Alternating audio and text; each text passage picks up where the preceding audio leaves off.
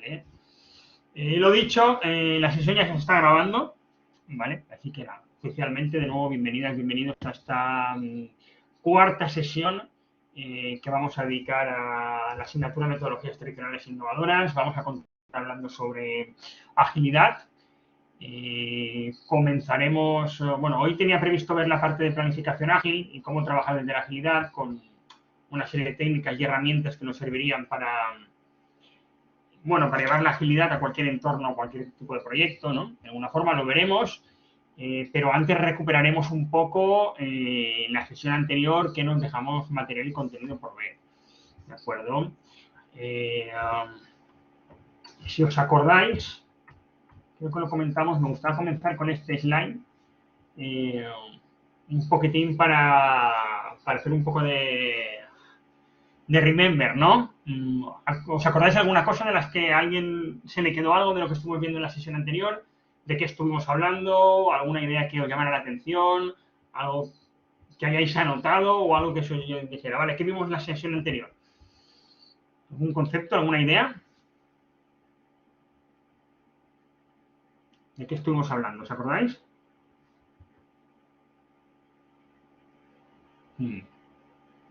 No mucho, por lo que veo. Comenzamos a hablar de agilidad. Sí, dice Reggie. Vale. Estuvimos hablando de agilidad. Ahí os dejo la pista. ¿Qué hablamos sobre la agilidad? ¿Os acordáis alguna cosa de la que comentamos sobre la agilidad?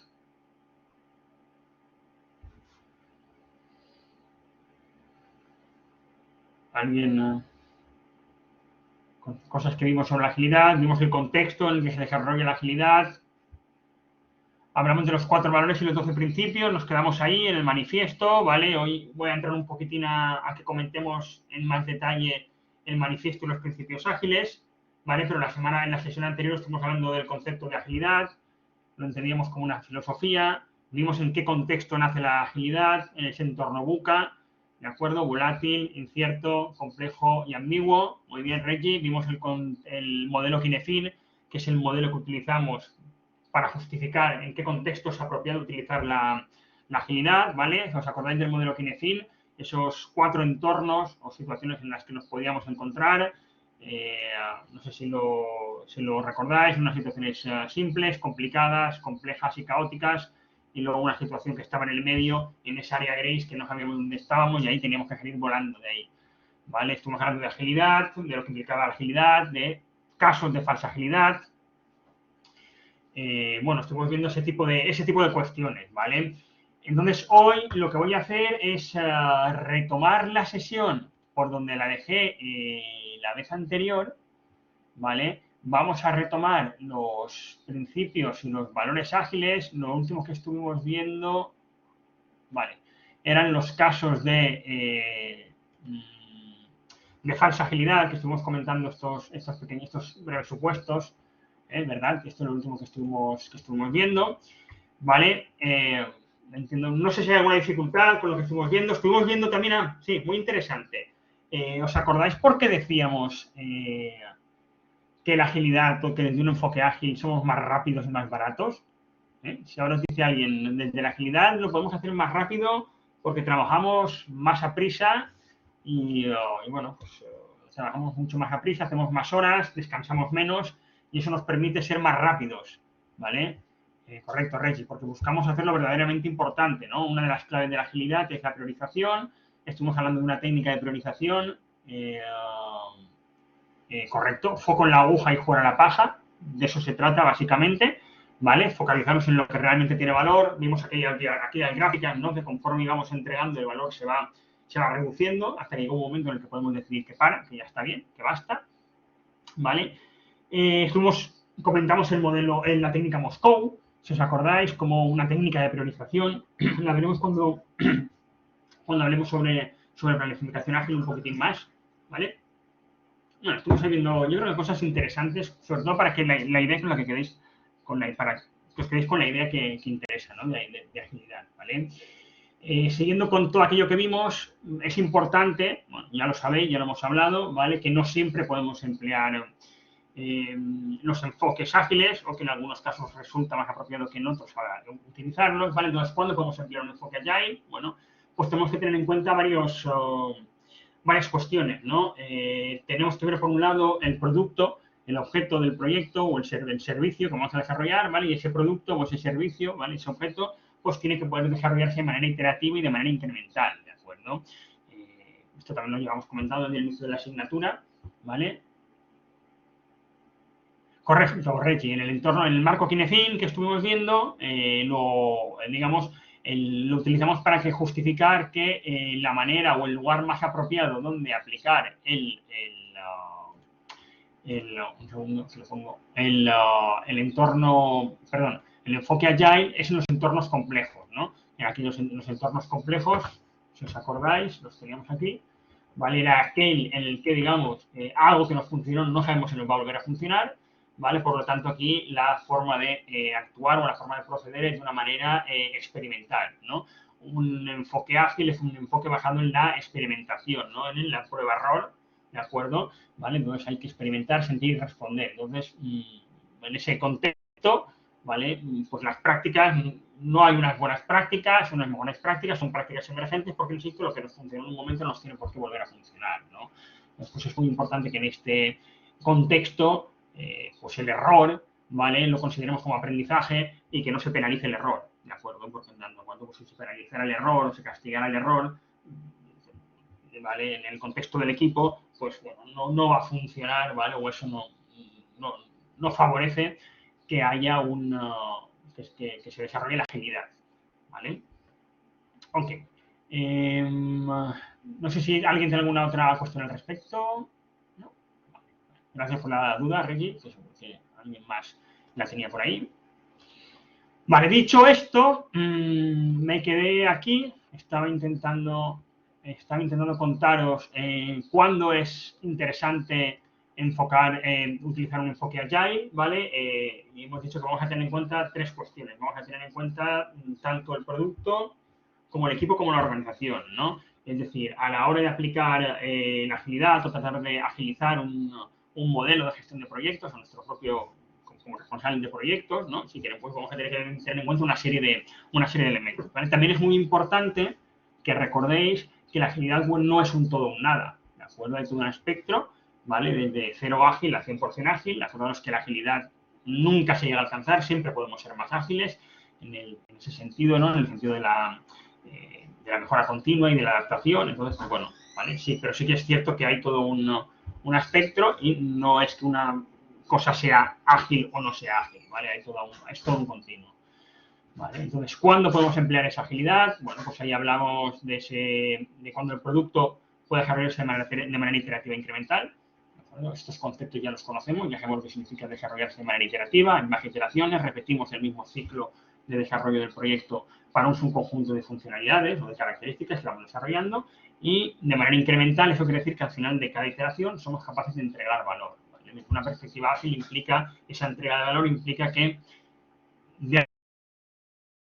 el cliente lo puede disfrutar, ¿vale? Lo puede monetizar, puede experimentar sobre él y en base a esa experimentación puede darnos un nuevo feedback, ¿vale? Eso es lo importante, ¿vale? Entonces no entregamos todo el proyecto o la solución de golpe, sino que la entregamos poco a poco, ¿vale?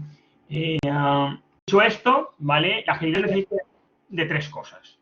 Lo primero que necesita en la agilidad es un equipo ágil, ¿de acuerdo? No todas las personas, y aquí entendemos personas como colaboradores o personas o fuerza de trabajo, ¿vale? No todas las personas están hechas para trabajar en un equipo ágil, ¿vale? Hay personas que prefieren que le digan qué es lo que tienen que hacer, ¿de acuerdo?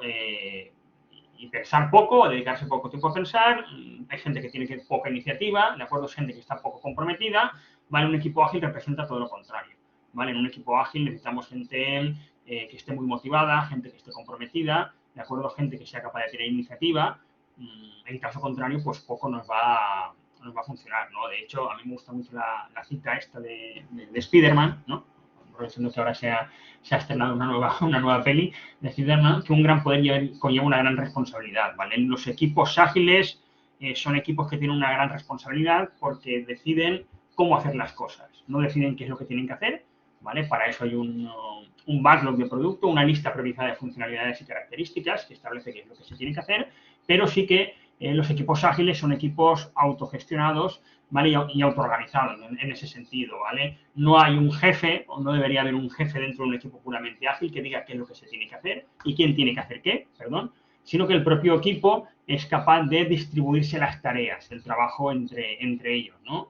Ya se conocen, entonces pues son capaces de distribuirse esas tareas y esas responsabilidades entre el equipo de la mejor manera para el equipo. Entonces, a eso hace referencia con que pues, es un gran poder, ¿vale? Pero eso conlleva una gran responsabilidad, ¿no? Tienen ese poder de autogestionarse y son en gran medida responsables, ¿no? Un equipo ágil, lo veremos hoy mañana cuando hablemos de Scrum, es responsable de todo el producto, de todo el proyecto, no es responsable únicamente de una parte del producto o el proyecto, ¿no? No tenemos unos diseñadores que se responsabilizan del diseño, unas personas unos desarrolladores o programadores que se encargan de la parte del desarrollo, la programación y una gente que se encarga de la implementación, ¿no? Aquí todos somos responsables de todos, en tanto en cuanto que es un equipo autogestionado, ¿vale? Veremos cómo se puede poner en práctica esto mediante el tablero Scrum, mediante el marco de trabajo Scrum, ¿vale? La agilidad, ¿vale? O poner en marcha un enfoque ágil, ¿vale? Requiere también de una organización ágil, ¿vale?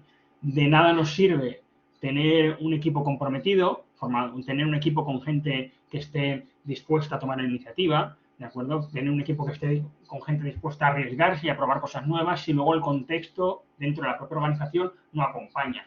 Si luego tenemos unos mandos intermedios que pues se centran sobre todo en lo que podría ser la microgestión, diciéndole a las personas qué es lo que tienen que hacer y cómo lo tienen que hacer exactamente, o no dejan ámbito de maniobra a las personas, o penalizan, digamos, cualquier tipo de error, ¿de acuerdo? O se dedican a cambiar todos los días o de una manera muy frecuente las prioridades, o no se sigue un marco de trabajo, ¿de acuerdo? Y las reglas del juego, ¿de acuerdo? Pues hecho de alguna manera, no por muy buen equipo de personas que tengamos, pues esas personas o se van a acabar quemando y se quedan en nuestra organización, pero se acaban quemando, o lo que van a hacer es coger e irse a otra organización donde puedan desarrollarse, ¿vale? Realmente como un equipo ágil. Entonces, es importante tener a las personas en el equipo, ¿vale? Si os acordáis en el nivel cuando hablamos de Pring 2, sería importante tenerlas a nivel de ejecución, en esa capa de ejecución como equipo, pero también es importante, o tan importante es eso como que la organización acompañe en ese sentido, ¿no? ¿A qué nos referimos con una organización ágil? Pues bueno, lo tenéis aquí en pantalla, ¿no? Una organización más tradicional, esta organización que veíamos al principio que está anclada en una forma de pensar y organizar el trabajo típicamente industrial, ¿no? De la regulación industrial, con una aproximación jerárquica, top-down, la gente que está en la parte de arriba es la que tiene conocimiento, es la que sabe cómo hacer las cosas y es la que decide, ¿vale? Y esta gente estos líderes, estas capas de gestión que están aquí arriba, en la parte de arriba, deciden cómo se tienen que hacer las cosas hacia abajo, ¿de acuerdo? Y en la parte de abajo, además, la tenemos organizada en base a silos, ¿de acuerdo? ¿Cuál es el principal problema que tenemos trabajando en silos? Y esto es muy habitual, yo no sé vosotros, pero muchísima gente, la gran mayoría seguimos trabajando en base a silos, por mucho que intentemos romperlos, ¿no?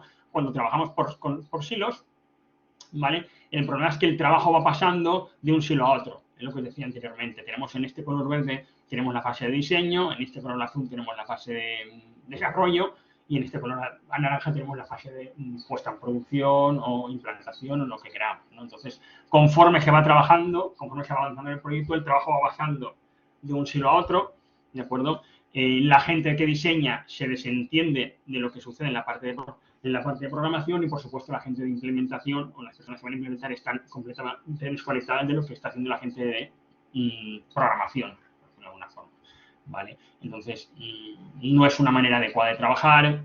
Cada vez que se produce una comunicación entre los hilos, pues eso genera problemas, eso se genera problemas de comunicación, genera que se produzcan más errores, ¿de acuerdo? Las personas están desafectas al trabajo, ¿vale? No es la forma que buscamos cuando trabajamos desde una perspectiva ágil, ¿no? Una organización ágil es una organización más plana, ¿no? En la cual, pues como ves, el liderazgo no está en la cúspide, el liderazgo está en el centro, tenemos un líder facilitador, ¿no? Lo hemos comentado también, la figura del rol del Project Manager, cómo ha evolucionado del Project Manager a un Project Leader con un rol facilitador, ¿no? En muchas ocasiones, un rol facilitador lo que tiene que hacer es que el equipo o los equipos estén en flujo constante, ¿vale? Y evitar que no se les interrumpa en su forma de trabajo. Así es como, digamos, vamos a sacar rendimiento a un líder facilitador, ¿no? Los equipos son multifuncionales, ¿de acuerdo? El trabajo ya no se pasa de personas a personas, todo el equipo es responsable, son autogestionados, ¿de acuerdo? Y también son equipos completos, en la medida en que son capaces de desarrollar una funcionalidad o una característica de principio a fin, ¿de acuerdo? De la otra forma, pues, es lo que os estoy comentando, ¿no? Esa comunicación de información entre un silo y el otro, pues lleva a que hayan delays, a que hayan demoras, a que hayan errores, ¿vale? Lo enfocamos de otra manera, ¿no? Aquí el foco está en la acción, ¿vale? Aquí los equipos, pues como veis, son responsables de fin a fin, ¿no? De principio a fin, ¿vale? Es otra forma distinta de trabajar. Entonces, necesitamos, para implementar la agilidad, ¿vale? O sea, quisiéramos implementar en todas sus consecuencias, necesitamos ese equipo ágil, necesitamos una organización ágil y también necesitamos un cliente ágil, ¿de acuerdo? Porque en multitud de ocasiones, cada vez más, nos encontramos con clientes o con gente que nos viene a decir, bueno, yo quiero implementar este proyecto, y lo quiero hacer siguiendo Scrum o si lo quiero hacer siguiendo una metodología Agile, simplemente por el nombre, por lo que ello implica, ¿vale? Pero no están dispuestos a renunciar a ciertas cosas y a cambiar su forma de trabajo desde una perspectiva ágil, ¿no? Entonces, ¿qué implica una perspectiva ágil? Pues que planificamos de otra manera, que los requisitos se toman de otra manera, que los cambios necesitamos una colaboración constante para el feedback del cliente, ¿de acuerdo? Acordaros que para que haya agilidad necesito feedback y transformar ese feedback en adaptación. Nos implica una forma de trabajar distinta con el cliente que en muchos casos tampoco se produce, ¿de acuerdo? Entonces, a la hora de plantearnos un proyecto, por mucho que el producto o el servicio, que el objeto de ese proyecto se pueda desempeñar o lo podamos abordar desde una perspectiva ágil, ¿vale? Antes de plantearnos la agilidad en toda su extensión, ¿vale? Vamos a ver si el equipo con el que contamos es adecuado para afrontar esa agilidad, si la organización también lo permite, ¿de acuerdo? Y sobre todo si el cliente también lo permite, ¿no? Y aquí pues ya hemos estado viendo algunos modelos de gestión, como puede ser el modelo de Prince, que estuvimos viendo muy por encima el modelo de T3 Express o el de TM Square, ¿vale? Son modelos que se adaptan de una u otra forma, mejor a un estilo o a otro, ¿vale? Incluso dentro del mismo modelo, pues luego ya con vuestro conocimiento como Project Manager vais a poder agilizar más el modelo de gestión. ¿De acuerdo? Insisto, la agilidad no es un todo o es un nada, ¿vale? Se trata de, ¿vale? Ir trabajando y al final es un trabajo pues, de artesanía, ¿vale? Porque prácticamente pues, depende del contexto, ¿vale? Ya no del proyecto, insisto, sino de todo lo que es, de toda la organización, ¿vale? De todos los stakeholders y de todo. Es bastante más complejo. ¿Alguna cuestión hasta aquí? ¿Alguna observación? ¿Alguien? ¿Alguna aportación? ¿Alguno o alguna de vosotros está trabajando ya en un contexto Agile o puede darnos un poquitín de información sobre esto? ¿Una experiencia personal o alguna cuestión similar? Hola, Palu. Adelante, Reggie, sí. Soy Rey. Bueno, yo puedo comentar que mi experiencia actual es un poco parecida a este entorno, y digo un poco parecida porque no es desarrollo de software, bueno, trabajo en Intel, fabrica microprocesadores. Correcto. Y entonces, cuando a mí se me ofreció la oportunidad de trabajar como Project Manager en Intel, se me dijo que era una estructura plana y, claro, yo venía de trabajar durante casi 30 años liderando equipos en cascada, con lo cual, bueno, pues fue algo que para mí era chocante. Y lo que descubrí es que pues se trabaja pues con una metodología, a pesar de hablar no de un software, sino de fabricación de conductores y de microprocesadores, se trabaja con un entorno en el que el grupo es un grupo efectivamente horizontal, estamos Ujú, los tres, pero estamos en el mismo nivel jerárquico que los contratistas, por ejemplo, las personas que están, los equipos que están encargados de hacer físico, aquello que se establece, que se diseña. Y para mí fue, pues como, vamos, está siendo es un shock ujú, en la relación, ¿no? En la relación entre o sea, los líderes, los, los contratistas, el cliente, ujú. eh, no sé, me está siendo costoso el entrar en esa formulación, en esa metodología, porque evidentemente llevaba muchos años trabajando con otro tipo de metodología, ¿no? Ujú, Y la verdad es que hay que decir y tengo que reconocer que le viene muy bien el nombre, porque ujú, se trabaja como voladores, o sea, una ujú. rapidez extraordinaria, es algo Claro, impresionante, impresionante. claro. Entiendo, gracias Reggie por compartir la experiencia. Lo veremos. Ese esfuerzo que te está costando a ti y que tú sientes porque viene de esa cultura, ¿no? Del trabajo, al final, por eso cuando hablo de agilidad me gusta presentarla y entenderla como una filosofía. ¿Vale? Se puede aplicar a cualquier contexto. Podemos estar desarrollando software, podemos estar innovando, podemos estar haciendo educación, podemos estar hablando de cualquier cosa, ¿no? Al final es un concepto cultural y lo vamos a ver ahora más adelante. El principal problema que encuentra una empresa o una organización cuando se quieren hacer ágiles, por todo aquello que estuvimos comentando de la euforia por la agilidad, ¿vale? Son cuestiones culturales, es cuestiones de cambio de mentalidad, de cambio de cómo se vienen haciendo las cosas. Las organizaciones funcionan en base a personas, en base a seres humanos. A mí me gusta hablar de organizaciones, no me gusta hablar de empresas porque una organización es algo orgánico, ¿vale? Y a las personas nos cuesta mucho cambiar. Nos gusta mucho cambiar y muy poco que nos cambien las cosas, ¿de acuerdo? Entonces, bueno, pues es así. Es bueno también lo que comenta Reggie, y ahora voy contigo, Rodrigo. Dice, es que los equipos vuelan, ¿no? Es que de una forma, y yo en el contexto en el que estoy, que es una universidad que no deja de ser online y que a pesar de que lo intenta, pues sigue una estructura muy jerárquica y muy tradicional, ¿vale? Está muy departamentalizado todo y las cosas que queremos hacer a nivel de equipos nos cuesta muchísimo, ¿de acuerdo? Porque siempre tenemos que escalar las cosas, tenemos que buscar a una persona que está fuera de nuestro departamento y no nuestro departamento. Cuando trabajas en equipos que de alguna manera tienes todo lo que necesitas dentro del equipo, y todos funcionan de una manera y el responsable lo que tiene que hacer es engranar esto para que esto funcione. Lo veremos cuando hablemos de Scrum, ¿no?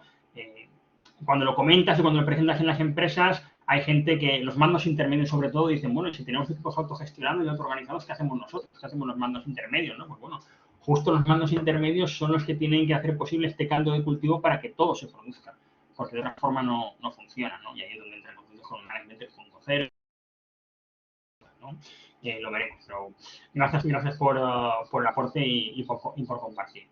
Eh, Rodrigo, habías levantado la mano, no sé si querías comentar alguna cosa, disculpa, me habías pillado ahí Sí, hola dentro Juan de Luis. la idea que quería contar. Adelante, Rodrigo. Sí, no, muy breve. Mira, la organización en la que yo estoy es bastante grande, es una multinacional y la verdad es que nos ha ido bastante bien con Agile. Yo no participo directamente, aunque también tengo la certificación de Scrum Master, siempre me he desarrollado como PM, ¿vale? Ajá. Ahora, la compañía tuvo una transformación muy rápida. En aproximadamente 6 meses modificó el portal completo, se hizo la integración con los sistemas de logística, qué sé yo, de todos los sistemas de venta, etcétera. Modificó muy rápido con esta metodología y la verdad es que hubo un cambio y la organización completa quería ir hacia Agile. Pero el problema que estamos, digamos, viviendo hoy en día es que si bien se implementó Jira con Atlassian y todos sus, digamos, ¿cómo se llaman estos? bueno, se me fue el nombre, pero en el fondo... Te refieres al software, ¿no? Con todo el software que hay detrás, Exacto. las metodologías que llevan los softwares para su aplicación. Correcto, y eso nos ha permitido trabajar online. Tenemos desarrolladores en la India, otros trabajamos desde Sudamérica, otros están en México, etcétera. Ha ido bastante bien. No obstante ello, por ejemplo, mi rol específico es la habilitación de data centers. Entonces, ahí la verdad es que tienes compra de equipamientos, tienes tiempo, tienes, no sé, procesos que tienen que pasar, por ejemplo, por aduana, tienes obras civiles dentro del data center, tienes muchas cosas que la verdad no te permiten esa agilidad. Tú tienes que necesariamente hacerlo planificado y ahí va la metodología en cascada, o sea, no hay de otra. Entonces ha sido bastante complejo tratar de llevar, porque toda la estructura de la compañía se fue hacia Agile, básicamente. Entonces, tratar de hacer un seguimiento de un proyecto de esa envergadura, de habilitar un data center con un Jira, por ejemplo, ha sido, la verdad, sumamente complicado. Entonces, nos ha obligado a tener herramientas por debajo de Jira, por decirlo de alguna manera, de tal manera de ir alimentando el sistema para que se puedan ir sacando los reportes después hacia el nivel ejecutivo. Es un poco lo que te quería comentar, o sea, es muy bueno, funciona muy bien, pero la verdad es que no es una receta para todo, pero todo lo que sean procesos creativos y que requieran, digamos, estas salidas rápidas a producción, la verdad es que es muy, muy bueno. Claro, gracias, Rodrigo, muchísimas gracias. Claro, fijaros aquí en lo que comentaba Rodrigo y lo iremos viendo aquí. Digamos, una de las cosas que tienen los equipos ágiles o para hablar de la agilidad es que los equipos ágiles, digamos, son autogestionados, son multifuncionales en el sentido de que son completos, ellos son equipos completos que ellos mismos pueden sacar adelante el trabajo. En cuanto empiezas a tener trabajo que no depende de ti, como puedan ser estas compras a las que hacía referencia Rodrigo y otras cuestiones que tienen de proveedores externos, ¿vale? Eso lo que añade es complejidad y ahí sabes que la agilidad se va a encontrar con obstáculos para funcionar, ¿de acuerdo? Porque el poder de los equipos multifuncionales y autogestionados es que ellos sean capaces de entregar algo, una característica, una funcionalidad de principio a fin. Aquí pues nos vamos a encontrar con este tipo de problemas, por ejemplo, cuando se tira mucho mano de consultores externos, y los consultores externos los van cambiando en los equipos y en las organizaciones, ¿vale? Todo eso, digamos, también es como le vamos metiendo ruedas de palos, perdón, a las ruedas del carro, las ruedas de la agilidad implican que vaya funcionando más despacito. Y por supuesto que la agilidad no es bueno para todos los proyectos, pero sí que la filosofía que subyace debajo, Rodrigo, yo creo que es lo que hay que tener en cuenta y sí que la puedes utilizar tú a nivel de equipo y a nivel de estructurar la forma en la que tú trabajas a nivel de equipo, ¿no? Eso sí que es importante, ¿vale? Entonces, yo, más allá de las metodologías, más allá de utilizar un Jira, que es un software para gestionar proyectos de una manera ágil, igual que tenemos el Microsoft Office, pues tendríamos el Jira, o tendríamos Rally, ¿vale? Tendríamos otros softwares ágiles, ¿vale? Más allá del software, lo que subyace es esa filosofía y esos principios y valores, que es lo que os quiero comentar ahora con el manifiesto ágil, ¿no? Porque toda la idea, ¿vale? Toda la idea viene de estas 4 frases, ¿vale? A las cuales vamos a dedicar la próxima media hora, ¿vale? Porque no le quiero dedicar mucho más tiempo. Entonces, lo importante de todo, y es lo que os decía, y también un poco rescatando lo que decía Reggie, ¿no? Que lo que le costaba, ¿no? Y le sorprendía, ¿no? Al final, y también lo que decía Rodrigo, ¿no? Las prácticas ágiles, lo que se llaman las prácticas ágiles, si hacemos Scrum, si hacemos Kanban, si utilizamos Jira, si utilizamos una reunión de pie, si tenemos los tableros de quemados, si utilizamos historias de usuario, ¿vale? Todas estas cosas, ¿vale? Que se refieren a la parte práctica y es la parte que está visible dentro de la organización, se refieren a las tácticas, las estrategias, las técnicas, las herramientas. Esto es lo que se ve, ¿de acuerdo? Y aquí lo que tenéis en pantalla, ¿vale? Es el modelo del iceberg, la teoría del iceberg, ¿vale? Que se utiliza para explicar que lo que importa realmente es la parte cultural, es lo que está debajo, son los principios y valores que se refieren a la forma en la que las cosas se hacen habitualmente en la organización, ¿vale? Podemos tratar de implementar Jira, podemos tener reuniones de pie, podemos tener retrospectivas, podemos decir que tenemos un Scrum o que trabajamos con un Scrum Master, ¿vale? Pero si los principios y los valores que subyacen, si la forma de trabajar, la filosofía no se adecua a estos principios que vamos a ver, no va a funcionar, ¿de acuerdo? Y esto os lo puedo decir, os lo digo yo porque lo he vivido en mis propias carnes, ¿vale? Llegan a empresas que dicen, no es que estamos trabajando, estamos aplicando Scrum, llegas a una reunión de retrospectiva donde la gente se supone que tiene que participar, que tiene que estar ilusionada porque participa y no habla nadie. y luego comienzas a preguntar, intentas investigar, la gente no habla porque las cosas que se han dicho no se han tomado en consideración, porque se ha despreciado a la gente que ha dado ideas, o se han dado malas respuestas, malos tonos, se ha castigado de alguna manera el error, ¿de acuerdo? Muchísimas cosas. Entonces, lo realmente importante, esos son esos principios, esos valores que se hacen. Lo otro van a ser prácticas vacías, ¿vale? Incluso en el caso que comentaba Rodrigo, ¿no? Esas técnicas, el hecho de tener que ajustar esos reportes que Jira no sea suficiente y que tengan que utilizar otros softwares para, digamos, ser capaces de generar esos informes, ¿vale? Que son necesarios, pues ahí habría que ver hasta qué punto la gente que solicita esos informes está alineada con la agilidad, ¿vale? Porque realmente cuando hablamos de agilidad necesitamos muy poca información para hablar del seguimiento de un proyecto, ¿vale? Básicamente lo que queremos saber es dónde teníamos que estar, si estamos donde habíamos previsto estar y si ha habido algún problema al respecto, ¿no? Pero hay mucha información que no nos sobra, ¿no? De hecho, la agilidad no es que no lleve a cabo un seguimiento de los proyectos, pero lo hace de otra forma, ¿de acuerdo? Es una forma muchísimo más light porque realmente nos quedamos con lo que interesa. Lo otro, y sería interesante si lo viéramos, la cantidad de informes que generamos y que se generan en las organizaciones que luego realmente el uso que se le dan es muy poquito, ¿vale? Acordaros de aquellas gráficas que os mostraba del Keylor Report, ¿no? En el cual pues prácticamente un 80% de las funcionalidades no se utilizan nunca o casi nunca.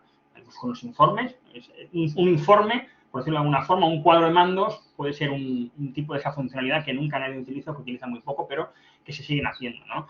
Responden también a esa ley de Pareto del 80-20, ¿no? Al final, el 20% de la funcionalidad, por decirlo de alguna forma, que hay que dar el 80% de la ganancia, pues, se aplica aquí también, ¿no?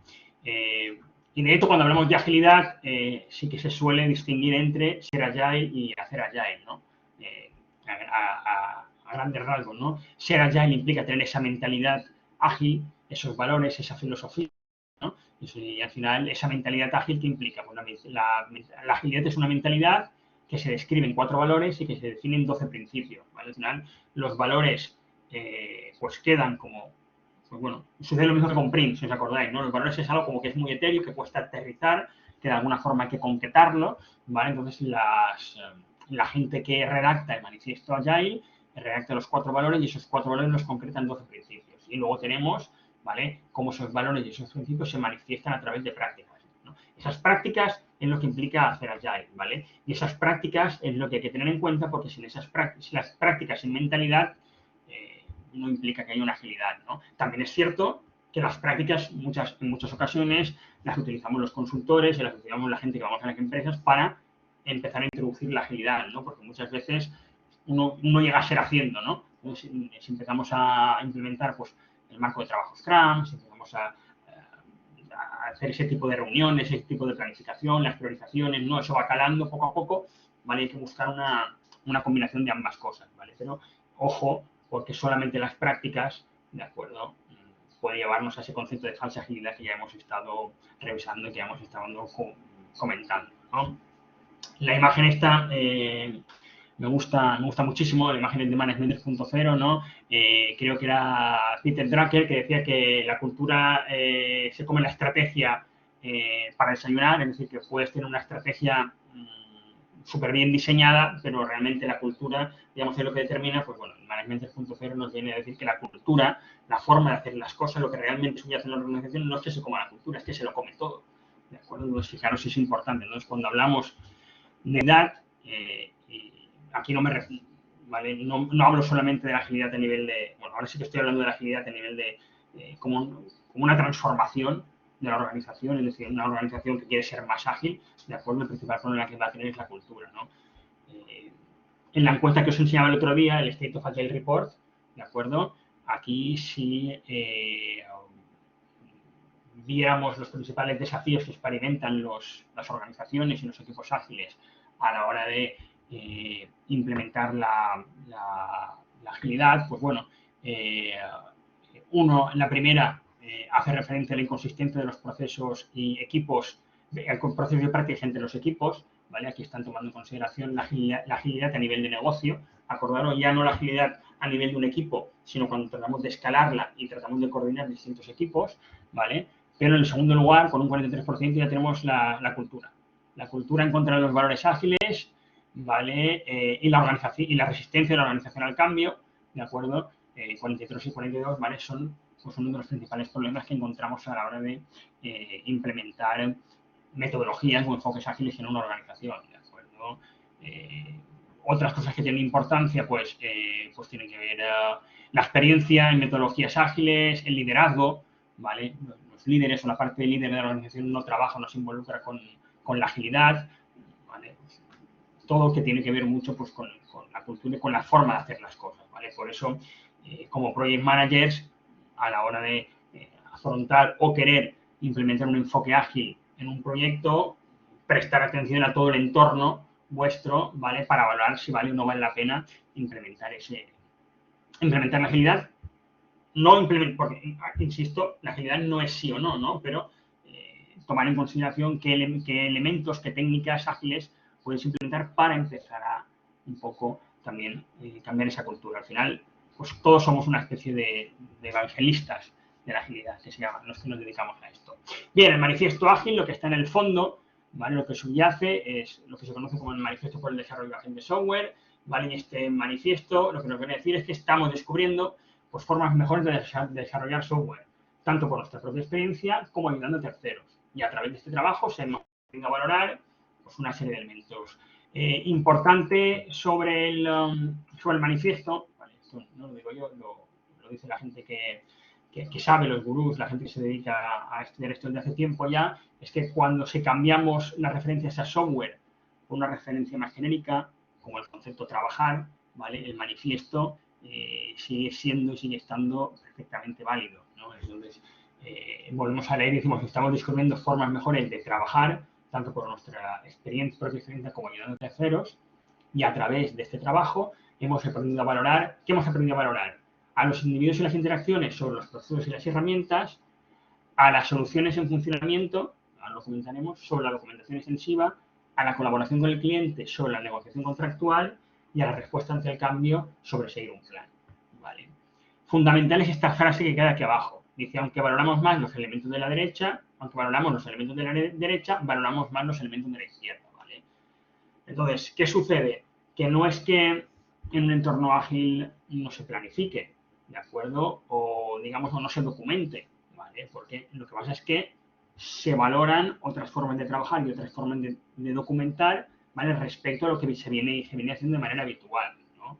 Por ejemplo, los individuos y las interacciones sobre los procesos y las herramientas, lo que os comentaba en la sesión anterior al inicio, ¿no? Ha cambiado la visión. Antes el foco lo teníamos puesto en el proceso, ¿de acuerdo? Era un modelo económico basado en un modelo industrial, ¿no? En esa cadena de montaje donde realmente lo importante era el proceso y que se siguiera el proceso, y podíamos ir cambiando a las personas que forman parte del proceso y entendíamos que el proceso no se veía acertado de ninguna forma. Error. ¿Vale? Ahora nos hemos dado cuenta de lo importante que son las personas para el proceso. Más que los procesos, más que las herramientas, más que ese Jira al que se refería Rodrigo, ¿vale? Lo importante son las personas y cómo interactúan esas personas entre ellas. ¿De acuerdo? Por eso los equipos multifuncionales, por eso los equipos autogestionados, por eso el hecho de que los equipos ágiles deberían estar colocados en una misma habitación y trabajando juntos, ¿vale? Por eso toda una serie de una comunicación fluida que debería ser cara a cara, ¿vale? Y toda una serie de factores que se ponen en marcha, ¿vale? Para favorecer esos individuos y esas interacciones entre los individuos, ¿vale? Al final es lo que os decía, las organizaciones son organismos vivos porque están formadas en base a personas. Y las personas cada día están de un carácter, ¿vale? Nos gusta o no nos gusta. Entonces, las personas son importantes, son fundamentales. Y más ahora en la época del conocimiento, en la edad del conocimiento. Las soluciones funcionales sobre la documentación extensiva.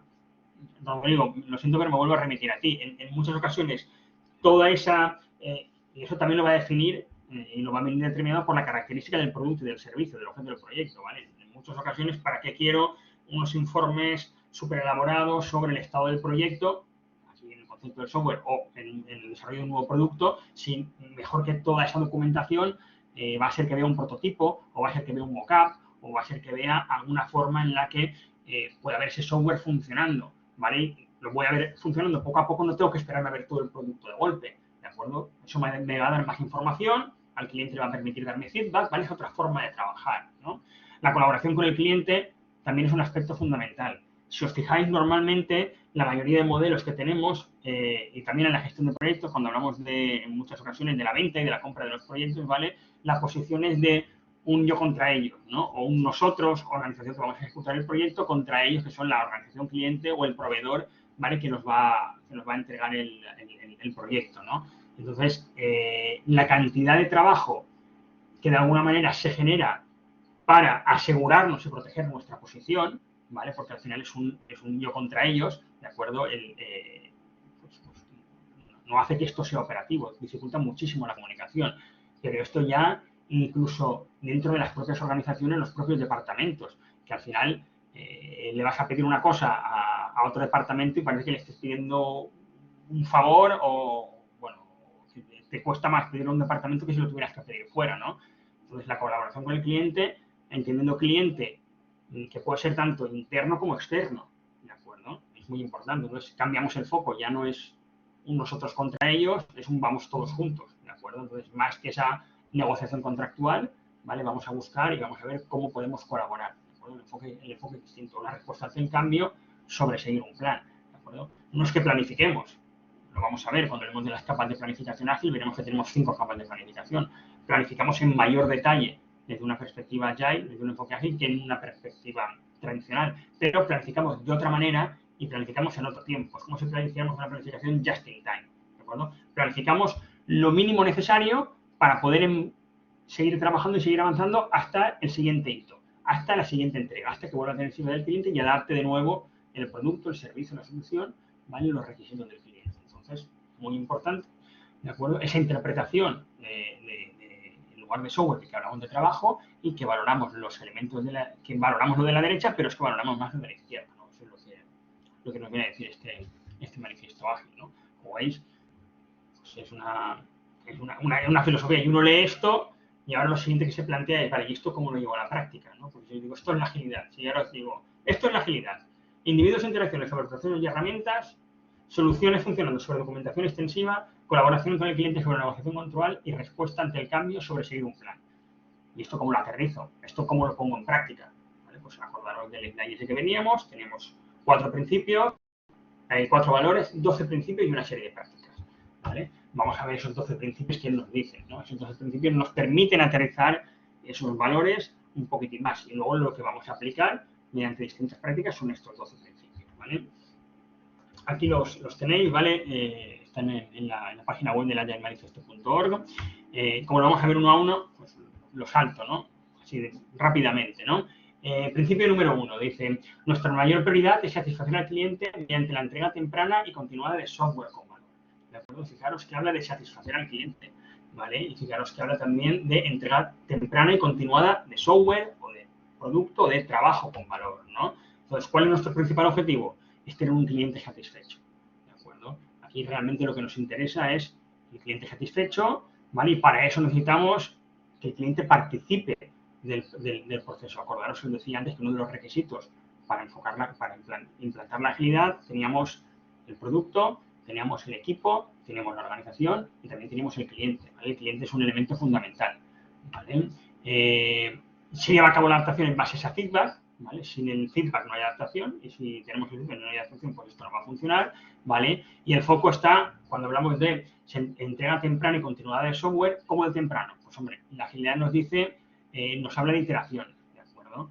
Y nos dice que, pues, las iteraciones, el tamaño de las iteraciones, si hablamos de la agilidad en general, estamos hablando de entre 2 y 4 semanas. Si hablamos de Scrum, estamos hablando que como máximo debería tener de 4 semanas, ¿vale? Pero esto un poco también va a ir en función del producto o del servicio y de las características de ese producto o servicio, ¿no? A ver de cuánto tiempo necesitamos para entregar funcionalidades, ¿vale? Entonces, bueno, cuanto antes mejor, desde luego, ¿vale? Para poder satisfacer al cliente. Desde el principio 2, aceptamos que los requisitos cambien, incluso en etapas tardías del desarrollo. Los procesos ágiles aprovechan el cambio para proporcionar ventaja competitiva al cliente, ¿vale? En el resto de modelos de gestión de proyectos, lo que estamos viendo de alguna manera respecto del cambio es que lo gestionamos, lo toleramos, sabemos que existe, ¿vale? En la agilidad, más allá de aceptarlo y de saber que existe, lo buscamos, ¿no? Y lo buscamos en tanto en cuanto no es que le digamos que no al cambio, sino que volvemos a la idea del feedback. Ese feedback es para generar más cambios, ¿vale? Si no tenemos feedback del cliente, pues mal vamos, ¿vale? Esos cambios nos resultan o son fáciles de aplicar en tanto en cuanto no hemos llevado a cabo una planificación a largo plazo, no tenemos que dejar de hacer trabajo, porque el trabajo, digamos, de planificación lo vamos haciendo poco a poco, ¿de acuerdo? Entonces, en ese sentido resulta fácil aplicar los cambios, ¿de acuerdo? Es más, los cambios nos hacen felices, porque esos cambios nos acercan al cliente, ¿vale? Ligado con el principio que acabamos de ver antes, de satisfacer al cliente. Entonces, tenemos cambios es porque el cliente, de alguna manera, ¿vale? Estamos trabajando conjuntamente con él. Es muy importante, se acepta que los requisitos cambien, ¿vale? Es que, pero insisto, no es que aceptamos que cambien, es que buscamos el cambio, lo provocamos de alguna manera, ¿vale? Entregamos software funcional de manera frecuente, entre 2 semanas y 2 meses, con preferencia al periodo de tiempo más corto posible, ¿vale? Acordaos que el concepto de software no es excluyente, ¿vale? De trabajo, de soluciones, ¿vale? ¿Cómo de cortas deben ser las iteraciones? Pues un poco lo que decía antes, ¿vale? Cuanto más corto posible, ¿vale? Pero en un entorno agile, pues estaremos hablando de una iteración, podría tener máximo 2 meses, en Scrum establecía esas 4 semanas, esto, ¿vale? Cuanto más pronto, mejor, ¿vale? Y es la manera de hacer que el cliente comprenda mejor qué es lo que necesita, ¿no? Entonces, pues, fijaros, pues aquí lo que vamos a hacer es, vamos a trabajar con iteraciones o en sprints, en Scrum, ¿vale? Pero, ¿vale? Vamos a hacerlo de esa manera, lo vamos aterrizando, ¿vale? Porque nos genera esa posibilidad de feedback y de adaptación, ¿vale? Principio número 4, dice, los responsables de negocio y los desarrolladores trabajamos juntos de forma cotidiana durante todo el proyecto. ¿Vale? ¿Qué quiere decir esto? Bueno, pues esto tiene que ver mucho con la imagen esa que veíamos antes de los equipos que antes estaban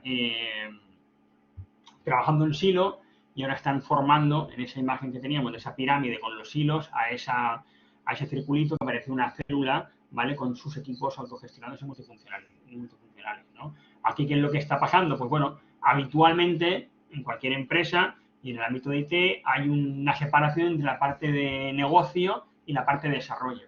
Es decir, tenemos un vendedor que es el que está en relación con el cliente, el que nos pasa el pedido, ¿vale? A la parte de desarrollo y que no se interesa ya por el producto o por el proyecto hasta el final, ¿no? Es decir, te pasan el pedido, se desentienden del producto o del servicio y al final, ¿vale? Cuando faltan unos meses o unas semanas te empiezan a decir, bueno, ¿dónde está mi producto? ¿Dónde está mi producto? ¿De acuerdo? Entonces es un poco, volvemos otra vez a esa posición de yo contra ellos, incluso a nivel interno, dentro de la propia organización, ¿no? Entonces lo que hacemos es dejar de trabajar de esta forma tradicional, ¿vale? Integramos dentro del mismo equipo, se trata de integrar dentro del mismo equipo la visión de negocio, la visión de desarrollo, la visión de programación, la visión de planificación, todo dentro del mismo equipo, ¿vale? De forma que sea capaz de entregar esas funcionalidades, esas características, ese producto de manera completa, ¿vale? Bueno, trabajamos juntos, no es que vengan, nos pasen el pedido y vuelven al final, no, sino que ahí estamos trabajando de manera conjunta a lo largo del proyecto. ¿Cómo lo hacemos? Pues, por ejemplo, si hablamos de Scrum, ¿vale? En Scrum tenemos los equipos autoorganizados, que están formados por desarrolladores, tenemos la figura o el rol del Product Owner que está en contacto con el cliente, pero es que a su vez este Product Owner forma parte del propio equipo Scrum, ¿de acuerdo? Es un rol que no es que nos manda un pedido y se va, no, es un rol que está a disposición del equipo para clarificar al equipo qué es lo que tiene que hacer, cuáles son los siguientes pasos que tiene que dar, etcétera, etcétera, ¿no? Entonces, bueno, esto aterriza más el valor, esto es un principio, luego tenemos las prácticas, ¿no? Pero aquí ya vamos viendo cómo se van haciendo las cosas, ¿no? Dice que los proyectos se desarrollan en torno a individuos motivados, ¿vale? Hay que darles el entorno y el apoyo que necesitan y confiar en la ejecución del trabajo, ¿vale? Hace relación claramente al primer valor, ¿no? Individuos e interacciones sobre procesos y herramientas. La idea de equipos, cuando hablamos de individuos motivados, es uno de los beneficios que veíamos en la agilidad, si os acordáis, ¿no?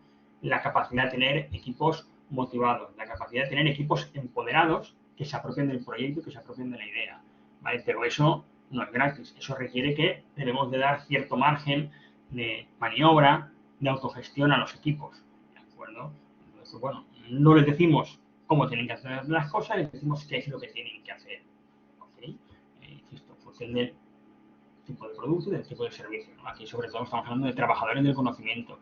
También tiene muchísimo más sentido en el contexto en el que estamos. La gente que está arriba, la gente que está en la cúspide, en la pirámide, pues no tiene esos conocimientos específicos ni detallados.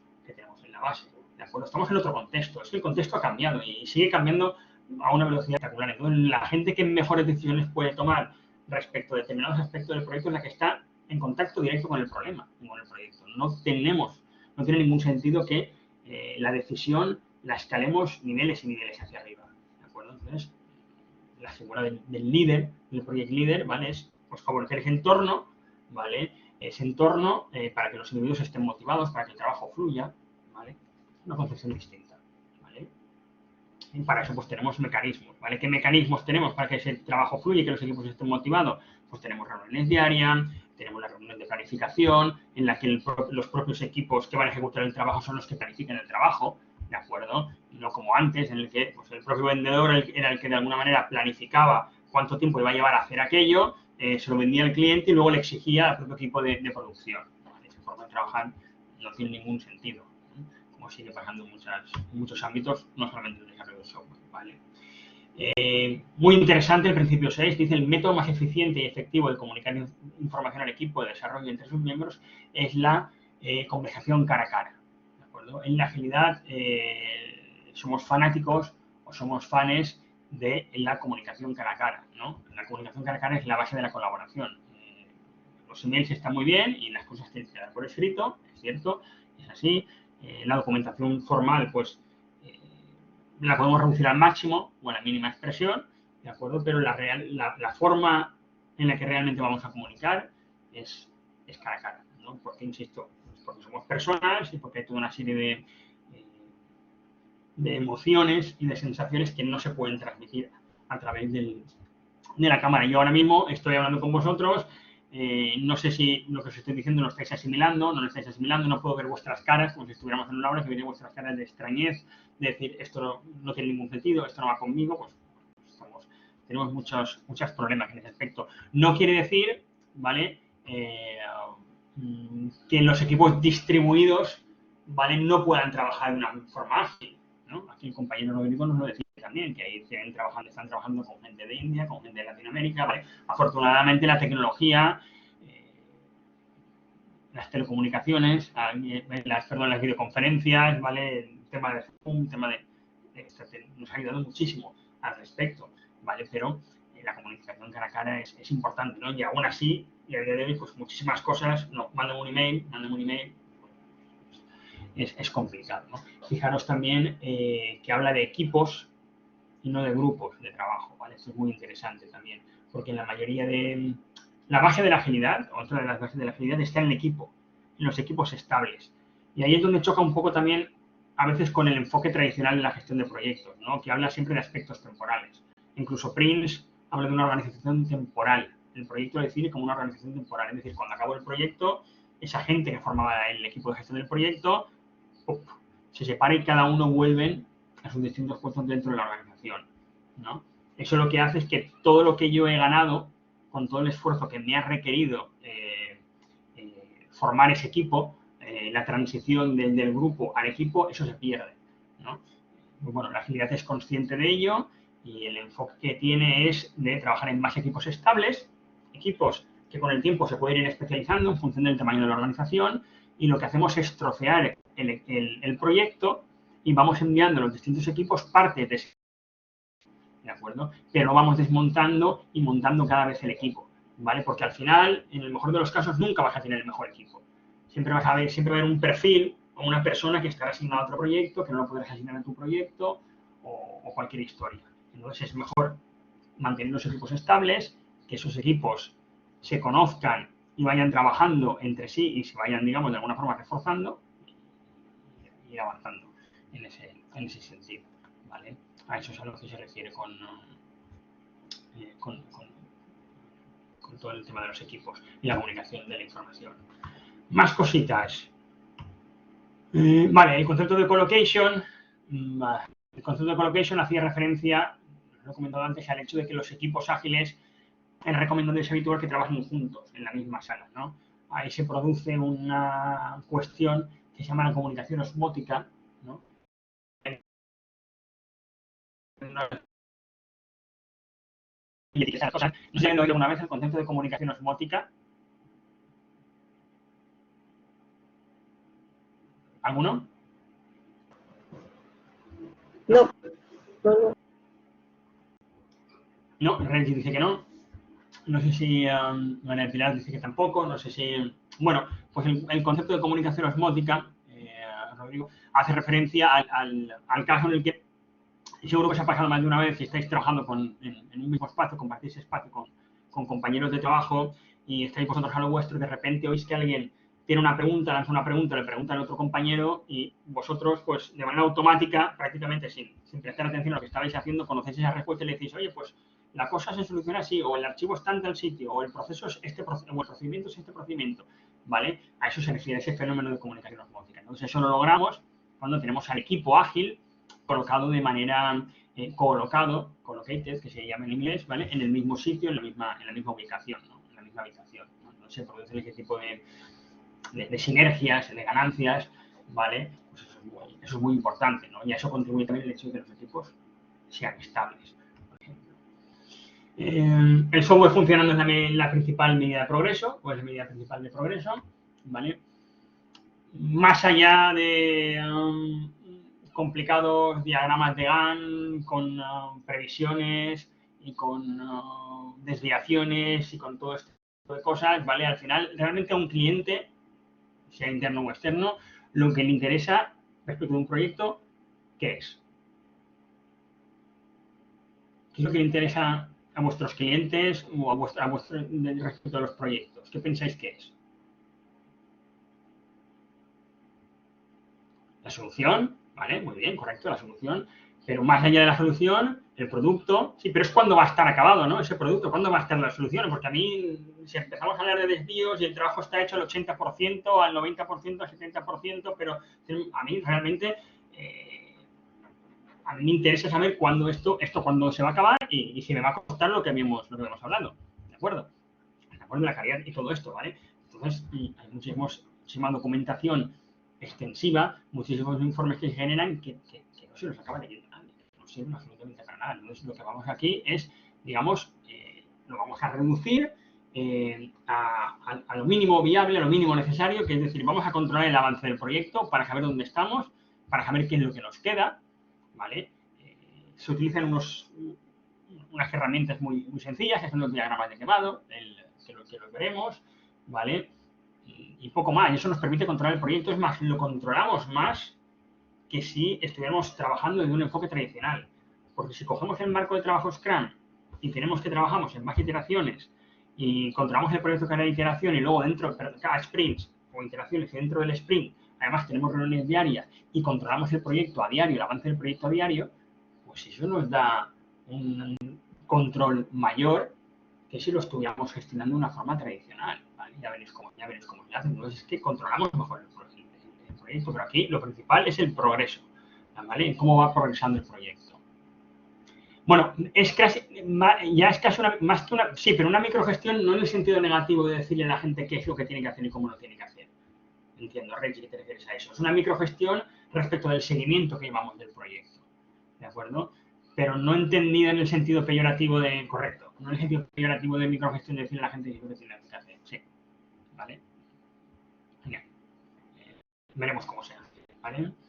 El principio 8 dice que los procesos ágiles promueven el desarrollo sostenible. Los promotores de desarrollo de usuarios debemos ser capaces de mantener un ritmo constante de forma indefinida.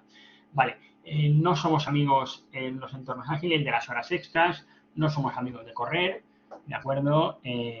Somos conscientes de que hay vida más allá del trabajo, somos conscientes además de que trabajar más y más a prisa no es el objetivo, ¿vale?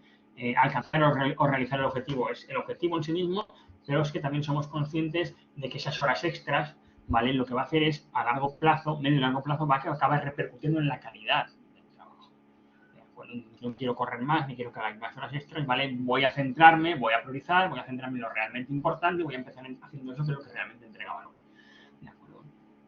Así es, vamos a ir trabajando, ¿vale? Pues decir, pues voy a quitarme de hacer cosas que no aportan valor, voy a quitarme de correr porque eso pues implica o genera más errores. ¿Vale? Entonces, ¿cómo lo hacemos? Pues trabajamos en base a iteración. La iteración es el elemento clave para trabajar aquí, ¿vale? Una iteración es un cubo, una especie de contenedor de tiempo que está predefinido y que no se puede modificar, ¿de acuerdo?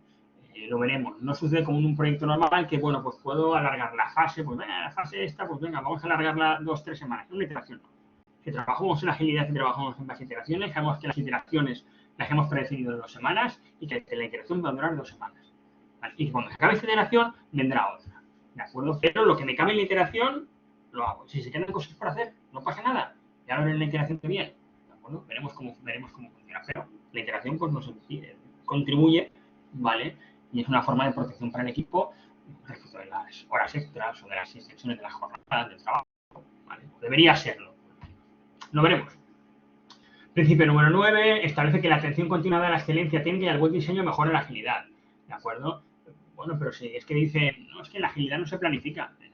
Planificamos y planificamos mucho, pero planificamos just in time, ¿no? Utilizamos un enfoque adaptativo, ¿de acuerdo? Y vamos avanzando, ¿vale? Y muy interesante, que me gusta mucho en los entornos, la perfección es enemiga de lo bueno. No queremos lo mejor, no queremos algo que sea excelente, queremos algo que sea suficientemente bueno, ¿vale? Para cumplir con la calidad del proyecto. La calidad del proyecto responde a las expectativas del cliente, con lo cual, si el cliente te ha pedido 1, no le des 2, ni 3, ni 4. Dale 1 porque todo lo otro, digamos, pues eso puede ser que sea perfecto, pero no es necesario. ¿De acuerdo? No nos sirve en este caso. Entonces, ese es un lema también, ¿vale? De la perfección es el enemigo de lo bueno. Nosotros nos quedamos con lo bueno, no necesitamos que sea perfecto. Necesitamos que cumpla con las expectativas, con los requisitos de calidad del cliente, que vienen de las expectativas de calidad del cliente. ¿Vale? El principio 10 de la simplicidad o el arte de maximizar la cantidad de trabajo realizado es esencial. ¿Vale? Lo mismo, ¿vale? Al final se planifica y se planifica mucho porque se tiene que priorizar y porque lo difícil es hacerlo fácil, ¿vale? Vamos a darle varias vueltas, vamos a ver qué es lo que sobra, vamos a quedarnos en la esencia, ¿de acuerdo? Simplifica la gestión de un proyecto, ¿vale? La clave de la agilidad, ¿vale? Pasa por todo lo que venimos comentando. ¿Vale? El foco debe estar en la colaboración con el cliente y en la adaptación a sus necesidades.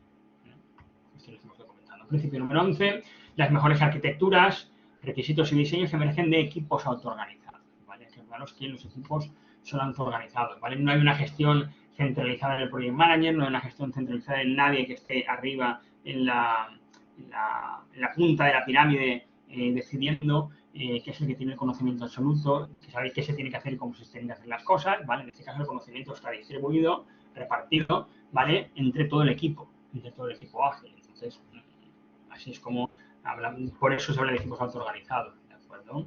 Es el contexto óptimo para los entornos complejos. En esos entornos en los que lo que nos funcionó anteriormente no sabemos si nos va a funcionar ahora, que los cambios son constantes, que necesitamos adaptarnos, lo único que podemos ir haciendo es ensayo-error.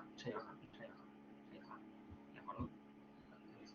Para eso, para un ensayo-error, necesitamos un equipo que esté empoderado, que sea capaz de tomar iniciativas, ¿de acuerdo?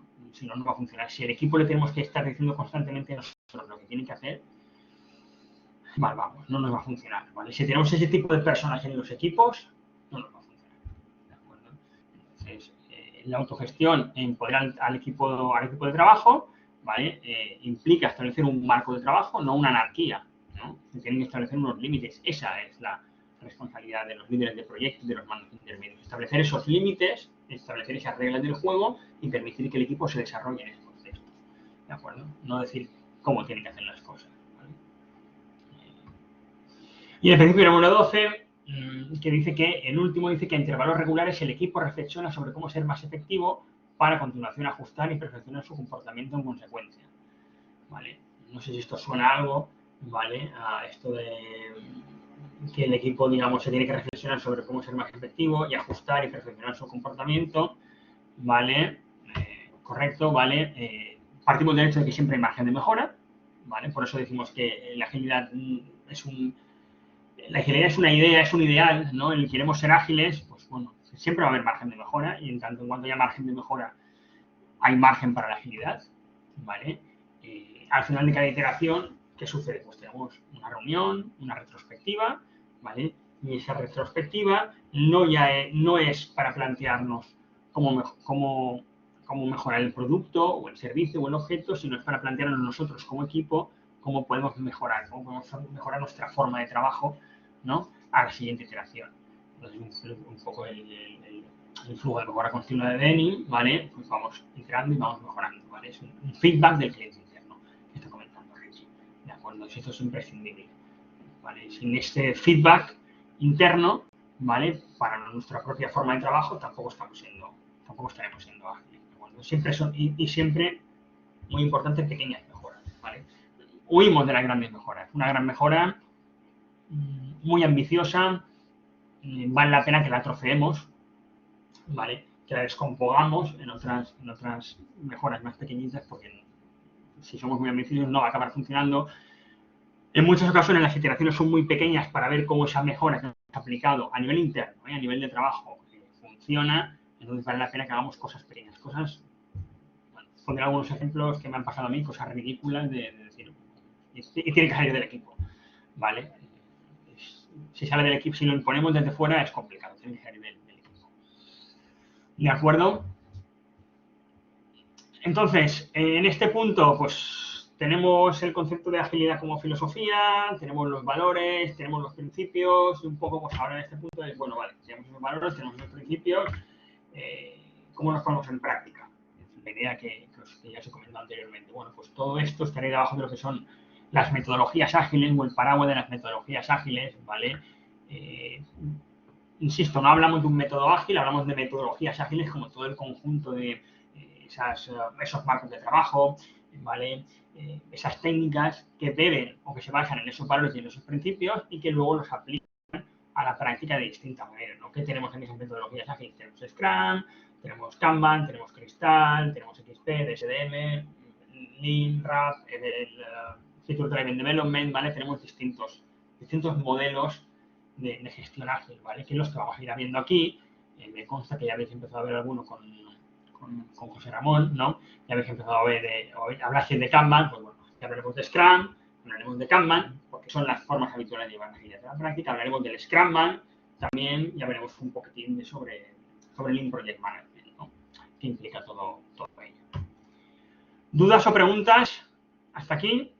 Principios, valores, es importante entenderlos, no memorizarlos, pero sí hay que entenderlos. Vale. Vale, recapitulando, ¿qué hemos visto en este tema? Pues hemos hablado de la agilidad en la actualidad, ¿vale? De por qué la agilidad o para qué la agilidad, ¿vale? ¿Qué beneficios tiene? Hay que entenderlos. La definición agile y los valores y principios ágiles que hemos visto a través del manifiesto, ¿vale? Esas son las 4 secciones que hemos visto en esta serie de slides, ¿vale? No sé si tenéis alguna cuestión o alguna pregunta al respecto. Y eso va avanzando mientras no me digáis lo contrario.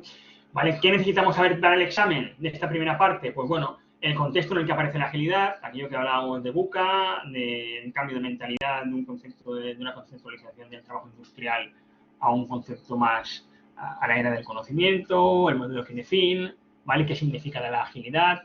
Los requisitos para la agilidad, ¿vale? ¿Qué necesitamos para que una iniciativa ágil funcione, ¿no? Para agilizar nuestros proyectos, ¿a qué debemos prestar atención? Pues al producto, al equipo, a la organización, al cliente. Debemos conocer cuáles son los 4 valores ágiles, ¿vale? Esto sí que os recomiendo que los memoricéis, bueno, que los memoricéis, son 4, ¿vale? Que los interioricéis, ¿vale? Los 12 principios ágiles, pues también los hemos visto, un poquitín entenderlos, ¿vale? El concepto de falsa agilidad, que estaba ligado con el tema de las prácticas, ya tenemos varias ocasiones, y un poco cómo ha evolucionado, ¿no? Hemos visto ahí un par de slides sobre cómo han evolucionado con las 3 horas de la agilidad, ¿no? Y un poco pues entender, pues y luego otra que hablaba de una agilidad a nivel de equipos y luego cómo evoluciona a nivel de organización, ¿no? Cómo impacta a distinta escala, ¿no? Pues con esto, pues bueno, ahí estamos. Cerramos el capítulo 3, ¿vale? Son los fundamentos de la agilidad. No sé si ahora, si estamos hablando de contenido del examen, queréis hacer alguna pregunta más concreta.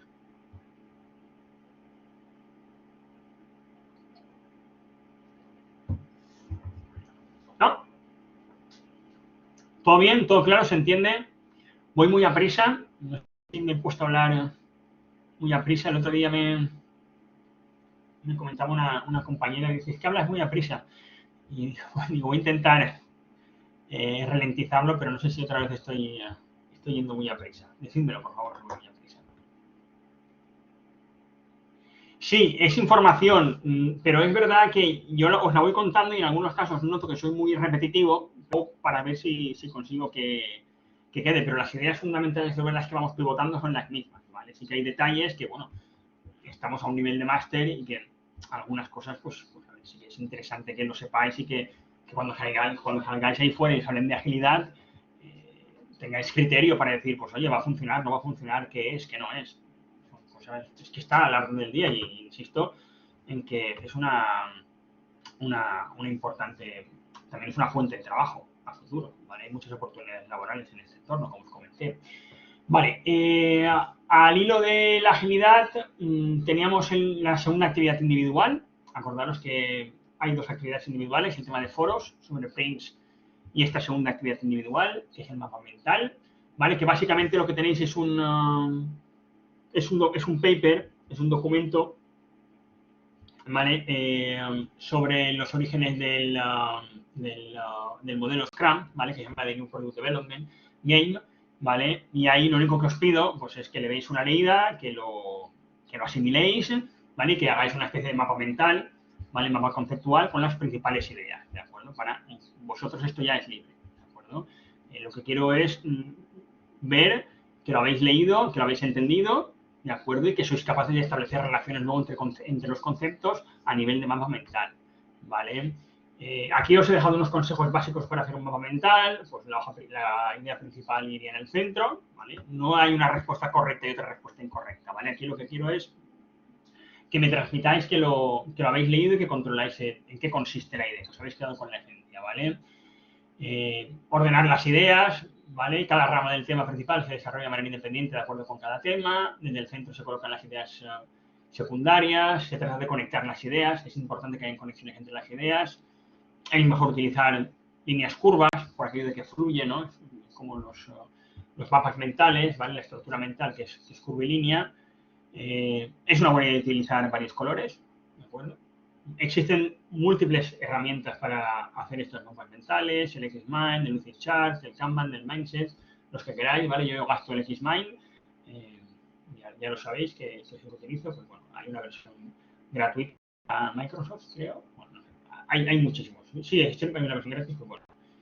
Y bueno, vale, no os limitéis a conceptos, ¿vale? Hay que expresar ideas completas, pero hay que sintetizar. O sea, no me pongáis un mapa mental que sea una idea principal y 4 brazos con los conceptos, porque ahí no sé si lo habéis leído, si lo habéis asimilado o no lo habéis asimilado, ¿no? Entonces, explayaros un poco, ¿vale? Que se note trabajo y que se note que los conceptos, ¿vale? Se han adquirido, lo veréis, ¿vale? En el documento. No sé si tenéis alguna duda, alguna pregunta al respecto.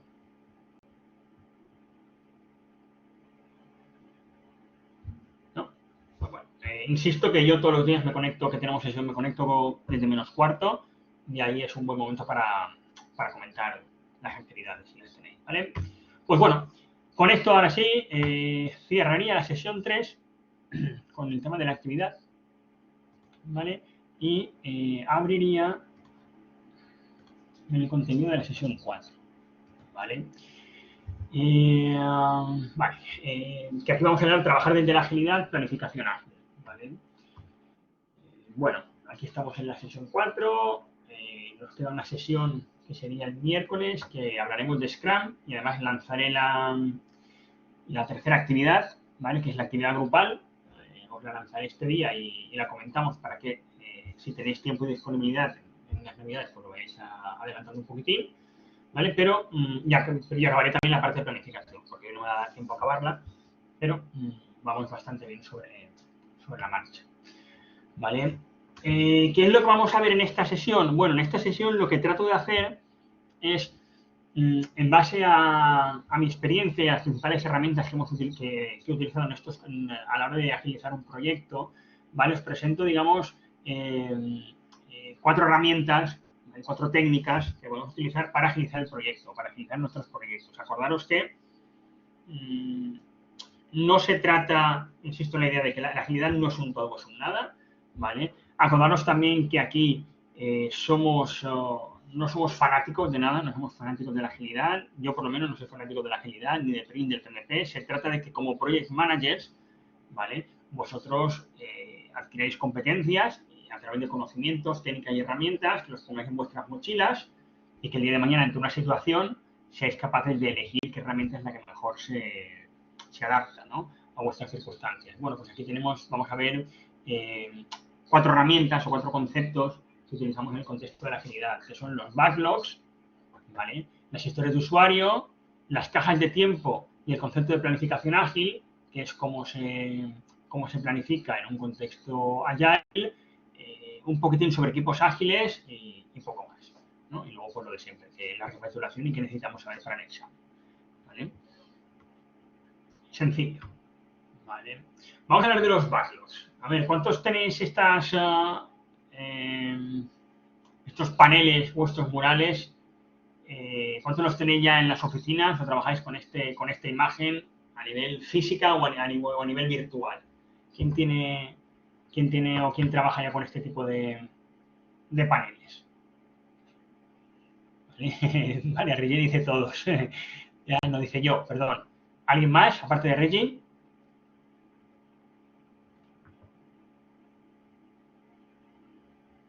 Reggie, ¿en tu caso es físico, es virtual o cómo lo trabajáis vosotros? Por decirlo un poco. Es virtual porque trabajamos con Irlanda, con Arizona, con Israel y con India. Entonces, vale, es virtual. Claro, es virtual, trabajan con equipos deslocalizados, es un poco lo que comentábamos, la comunicación cara a cara, eso os acordáis, lo que hablábamos antes, cuando hablamos de los principios ágiles, pues es la mejor forma de comunicarnos en un entorno ágil, pero oye, si somos un equipo deslocalizado no implica que no podamos hacer agilidad, ¿no? No implica que no podamos trabajar de una forma ágil, ¿no? La espina o el eje central de la agilidad, ¿vale?, son los backlogs, ¿no? El backlog, al final lo que es, bueno, más allá del tablero, ¿no? Este tablero no tiene por qué, esto no es un backlog, no tiene por qué representar un backlog, ¿vale? Esto es un tablero para llevar a cabo el seguimiento del trabajo, podrá ser un tablero Kanban o no.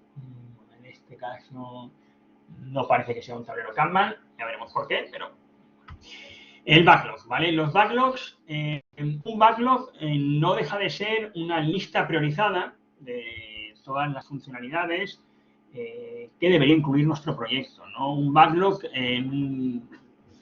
la forma tradicional de gestión de proyectos sería la manera en la que escribimos el alcance del proyecto, ¿no?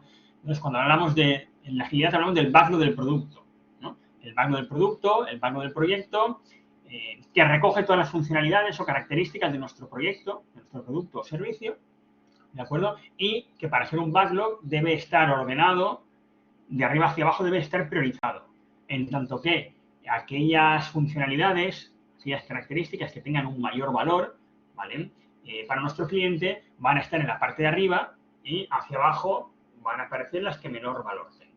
Lo más importante está arriba y lo que menos valor tiene está abajo, ¿vale?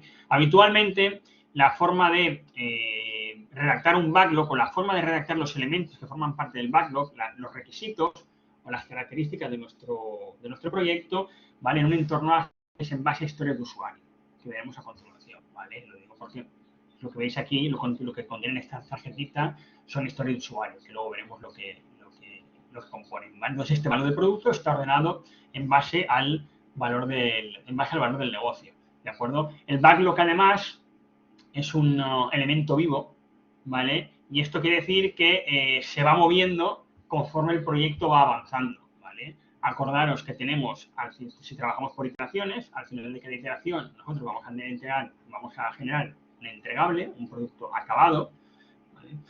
Más que entregable, un producto acabado, se lo vamos a mostrar al cliente y ese cliente nos va a dar un feedback. Puede ser que el feedback de ese cliente, una vez nosotros tomamos el feedback de ese cliente, lo que suceda con este valor del producto es que en las funcionalidades o las características no las reordene. Es decir, lo que yo pensaba que era prioritario, una vez el cliente ha visto la entrega parcial, una vez el equipo lo ha visto, deja de ser prioritario y otro elemento que yo pensaba que no era prioritario y que por lo tanto está en la parte de abajo, ¿de acuerdo?, pues pasa a ser prioritario, ¿de acuerdo? Eso es habitual en los backlogs, se puede pasar, ¿vale? Por eso digamos que el backlog decimos que es un elemento vivo y que se mueve constantemente, ¿vale? ¿Qué sucede con el backlog? Bueno, o a nivel de backlogs, normalmente tenemos, o vamos a diferenciar, trabajamos con dos backlogs en un modelo sencillo, ¿vale? Tenemos un backlog de producto, que es el alcance del proyecto, que es también el plan del proyecto. ¿Y por qué es el plan del proyecto? Porque está priorizado de arriba abajo lo más importante, ¿de acuerdo? Entonces, el backlog del producto define el alcance del proyecto y sirve también como el plan del proyecto. El plan del proyecto, en tanto en cuanto a aquellas características o elementos que estén en la parte de arriba, voy a entregarlos primero en el tiempo. Los que estén en la parte de abajo, pues ya, si tengo recursos, y si tengo tiempo, y si tengo disponibilidad, ¿vale? Y pues ya los entregaré, ¿vale?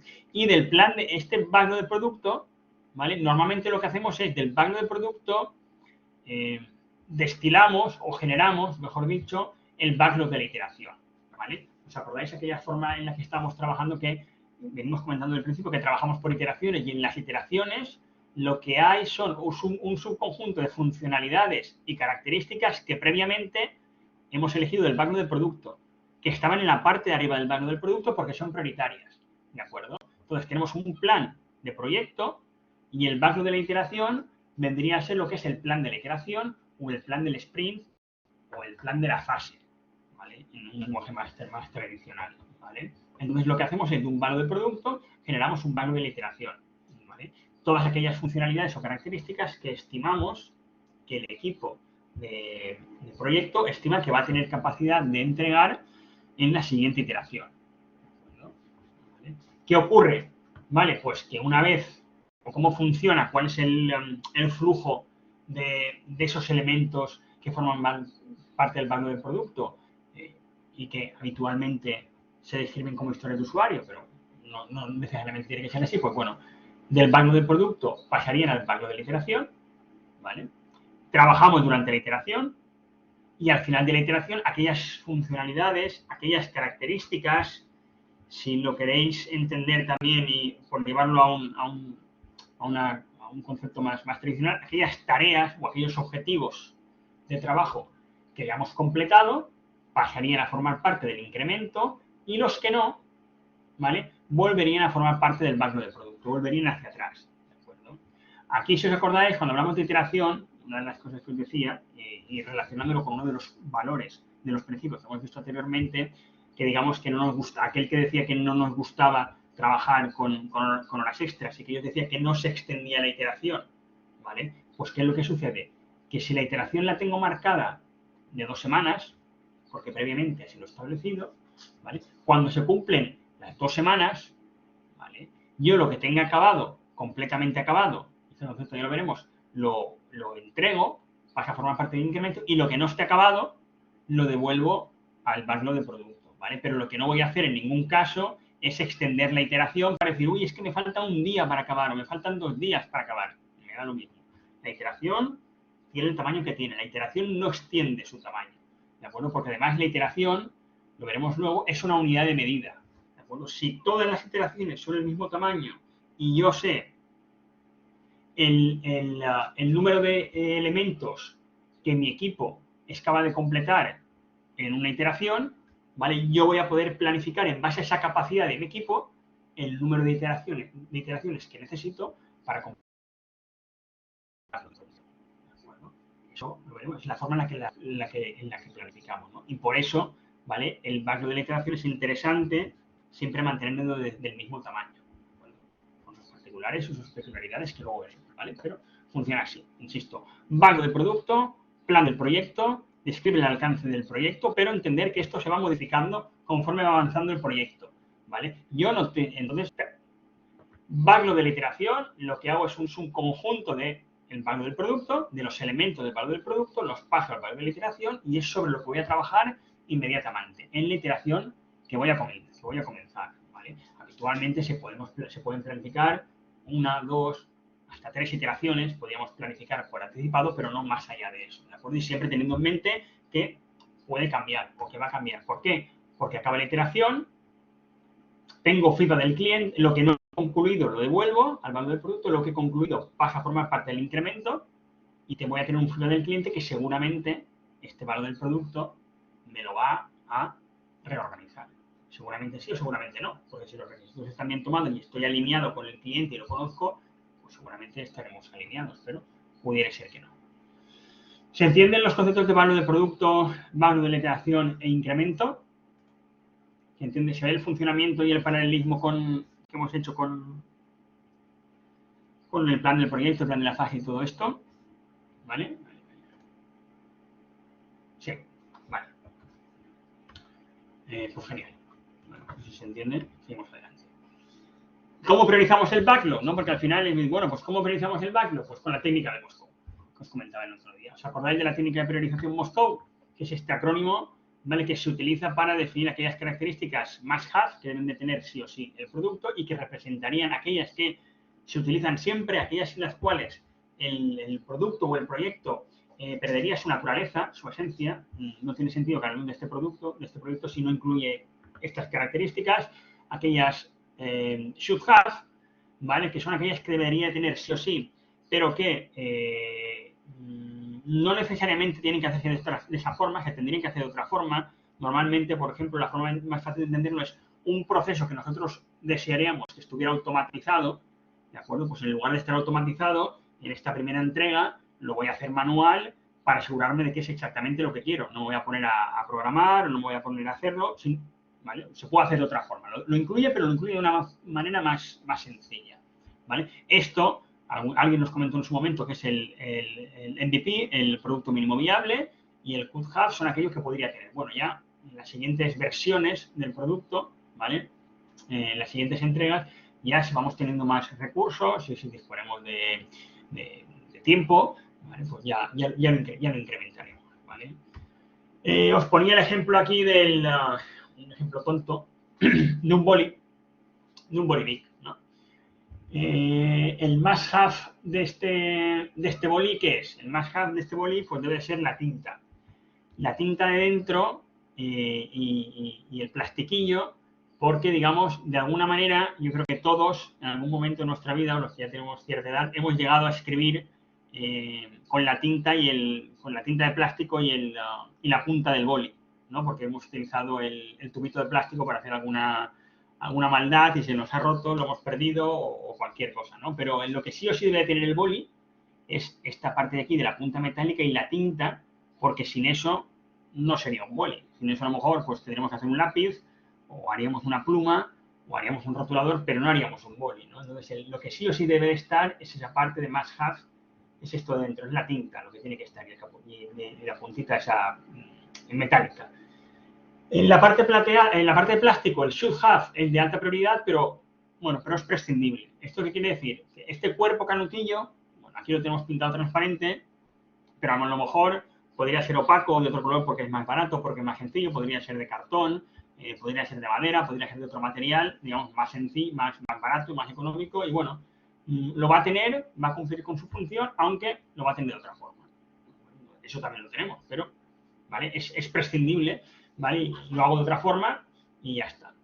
La tapa del boli. Bueno, la tapa del boli son aquellos elementos que podría tener, bueno, es deseable, ¿vale? Aquí ya no estamos hablando de entonces el producto mínimo viable estaría formado por las características must have y should have.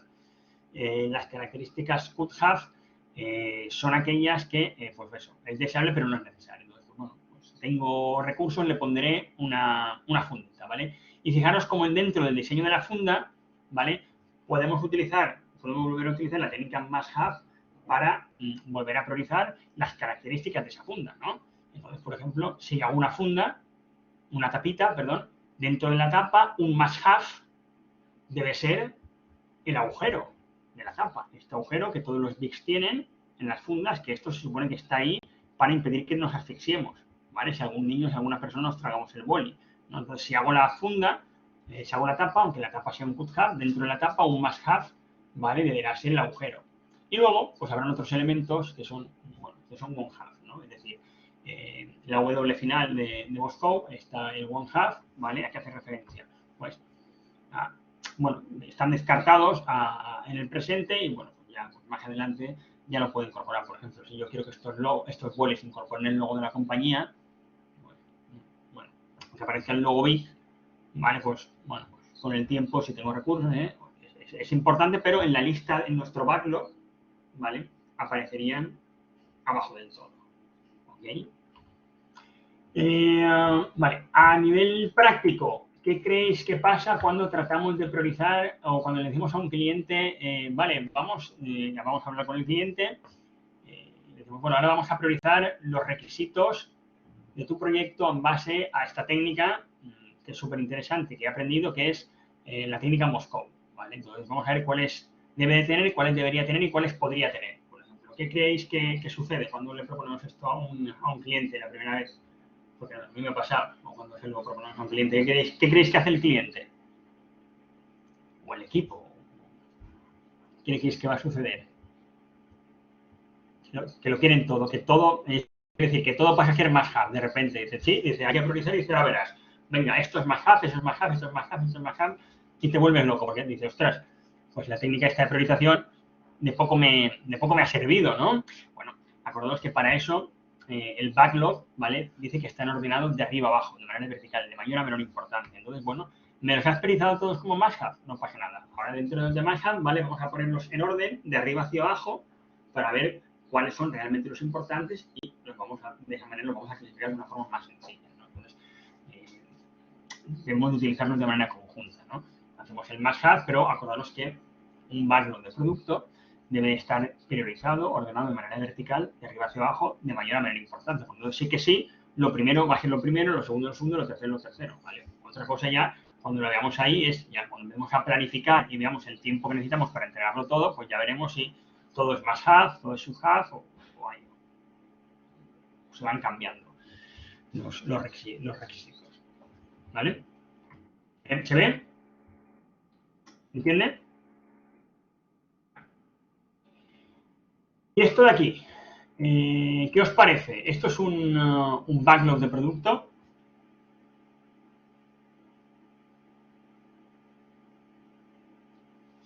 Vale. Reggie dice que no. ¿Alguien más?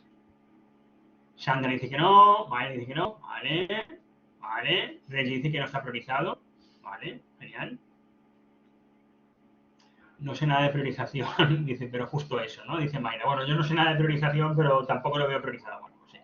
Desde luego, no sé si será un backlog de producto, nos pueden vender que sí, es que está priorizado o está ordenado por colores o lo que vosotros queráis, pero a priori no parece que esto tenga ningún orden, no sigue ese orden vertical, no está priorizado, con lo cual pues es difícil que entendamos que aquí hay ningún tipo de priorización. ¿De acuerdo? Parece una lluvia de ideas, más bien. Sí, eso es verdad. Parece más bien una lluvia de ideas. Pero tiene poca pinta de más. Genial. Muy bien. ¿Utilizáis algún sistema de priorización en vuestros proyectos, en vuestros trabajos? ¿Alguna cuestión al respecto que podáis comentar? ¿Os parece interesante? No sé si utilizáis ya algo al respecto.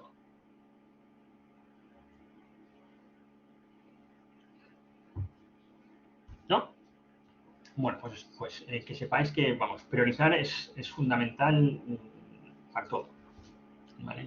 Sobre todo en los proyectos, fundamental. Muy bien. Vamos al concepto de historia de usuario. ¿Vale?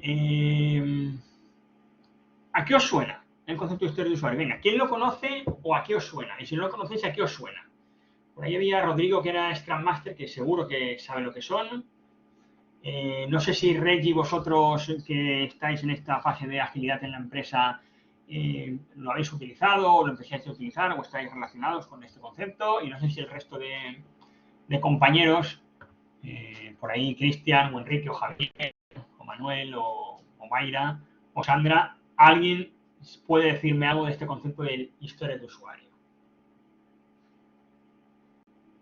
¿Alguna idea?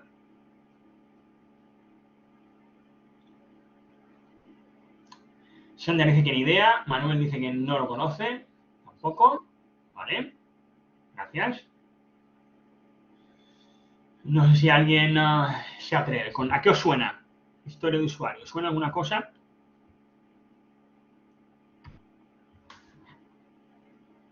Experiencias. Sí, muy bien. Está muy ligado con el concepto del user experience y todas estas movidas. Por ahí, ¿quién lo ha dicho? Por ahí vas muy bien, Cristian. A few with back. Bueno, vemos ahora. Vale, pues sí, pero tiene que ver con el tema de los usuarios, de las experiencias y todo esto. Vale. Si os fijáis antes, cuando hemos hablado del backlog, ¿no? La manera que estaba formado el backlog estaba formado por estas tarjetitas, ¿de acuerdo? Bueno, la tarjeta es importante, pero más allá de la tarjeta, lo que es importante es lo que pone dentro de la tarjeta, ¿no? Las historias de usuario se refieren a una técnica y a una herramienta que se utiliza para recoger los requisitos en un contexto agile, ¿vale? Está definida o viene definida, se utiliza habitualmente en el contexto de la agilidad, ¿vale? No es preceptivo ni es obligatorio, ¿vale? De hecho, es una técnica que proviene de XP, del Stream Programming, ¿vale?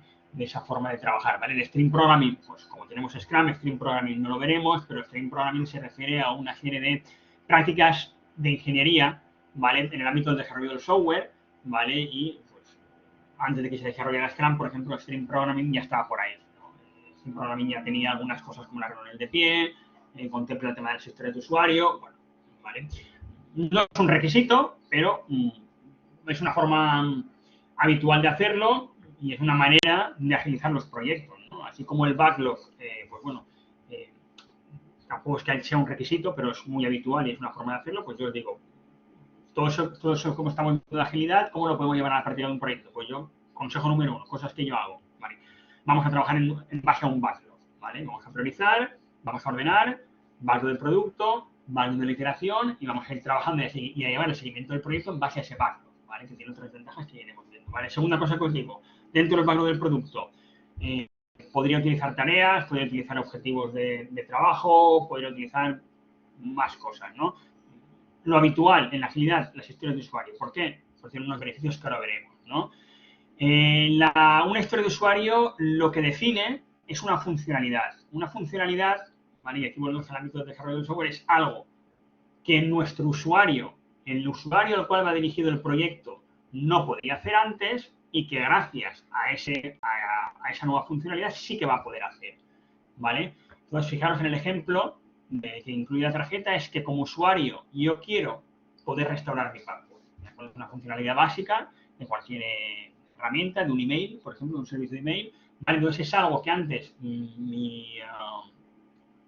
yo como usuario no podía hacer y ahora quiero hacer, ¿no?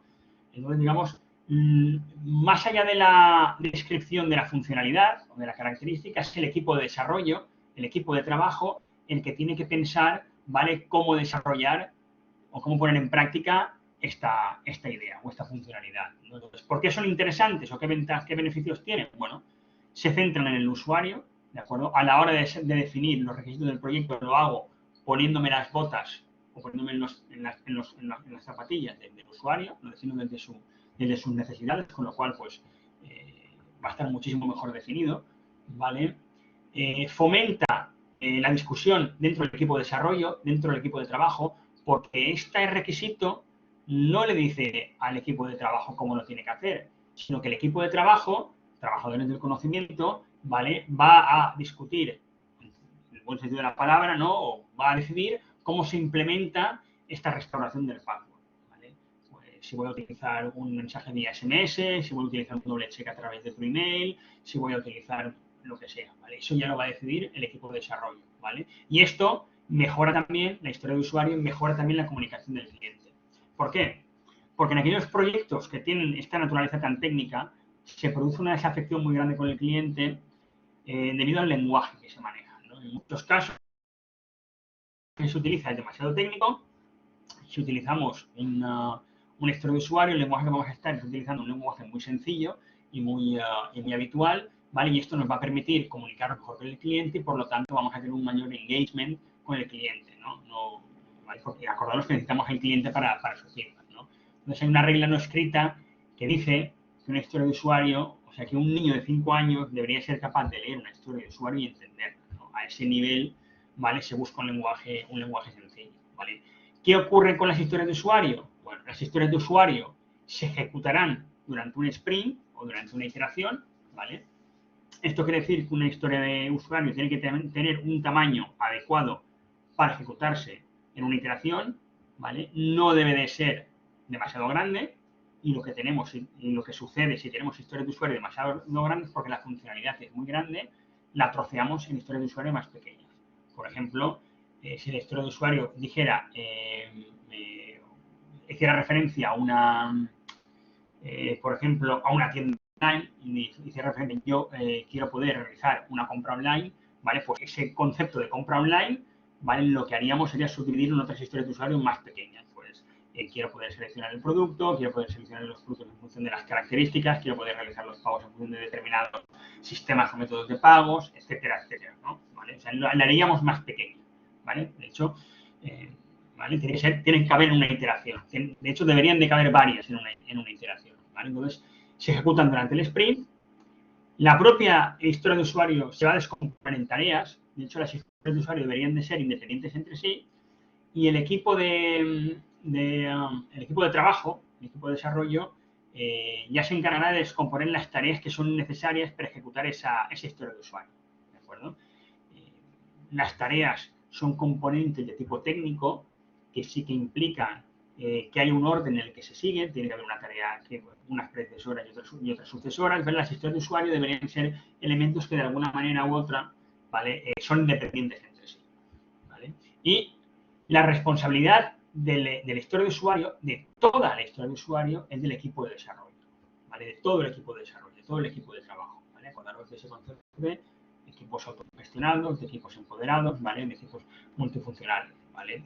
Y esto, ¿y cómo las ejecutan cómo están estructurados estos equipos de trabajo para hacer frente a estas historias de usuario? Pues acordaros, en lo que decíamos, desde un enfoque tradicional, ¿vale? Habría un equipo que haría el desarrollo, que haría el diseño de la historia de usuario, ¿vale? Que lo planificaría, por decirlo de alguna manera, ¿vale? Pues esta historia de usuario requiere el paso 1, el 2, el 3 y el 4. Luego habría otro que llevaría a cabo el desarrollo, y por último habría otro que haría el texto de la implementación. Y se irían pasando la historia de usuario, ¿vale? De un equipo al otro, en esto que comentábamos cuando hablamos de los equipos que trabajan en compartimentos estancos o que trabajan en base a silos, ¿no? Les vamos pasando el trabajo con todos los problemas que ello genera, ¿no? Problemas de comunicación, errores que se generan, desafección, ¿no? Porque yo desarrollador o yo diseño, hago una parte del diseño, si la paso a desarrollo ya no es mi problema, es problema del equipo de diseño, de desarrollo. Yo desarrollo, ya he desarrollado, la gente que lo tenga que testear, implementar, bueno, pues nos vamos pasando pelota, ¿vale? Aquí, desde una perspectiva ágil, lo que tenemos es un equipo multifuncional, ¿vale? Que está compuesto de todas las funcionalidades, las habilidades que son necesarias para completar las historias de usuario, ¿de acuerdo? Y todos somos responsables de la historia de usuario, perdón, en su totalidad, no solamente en una parte, ¿de acuerdo?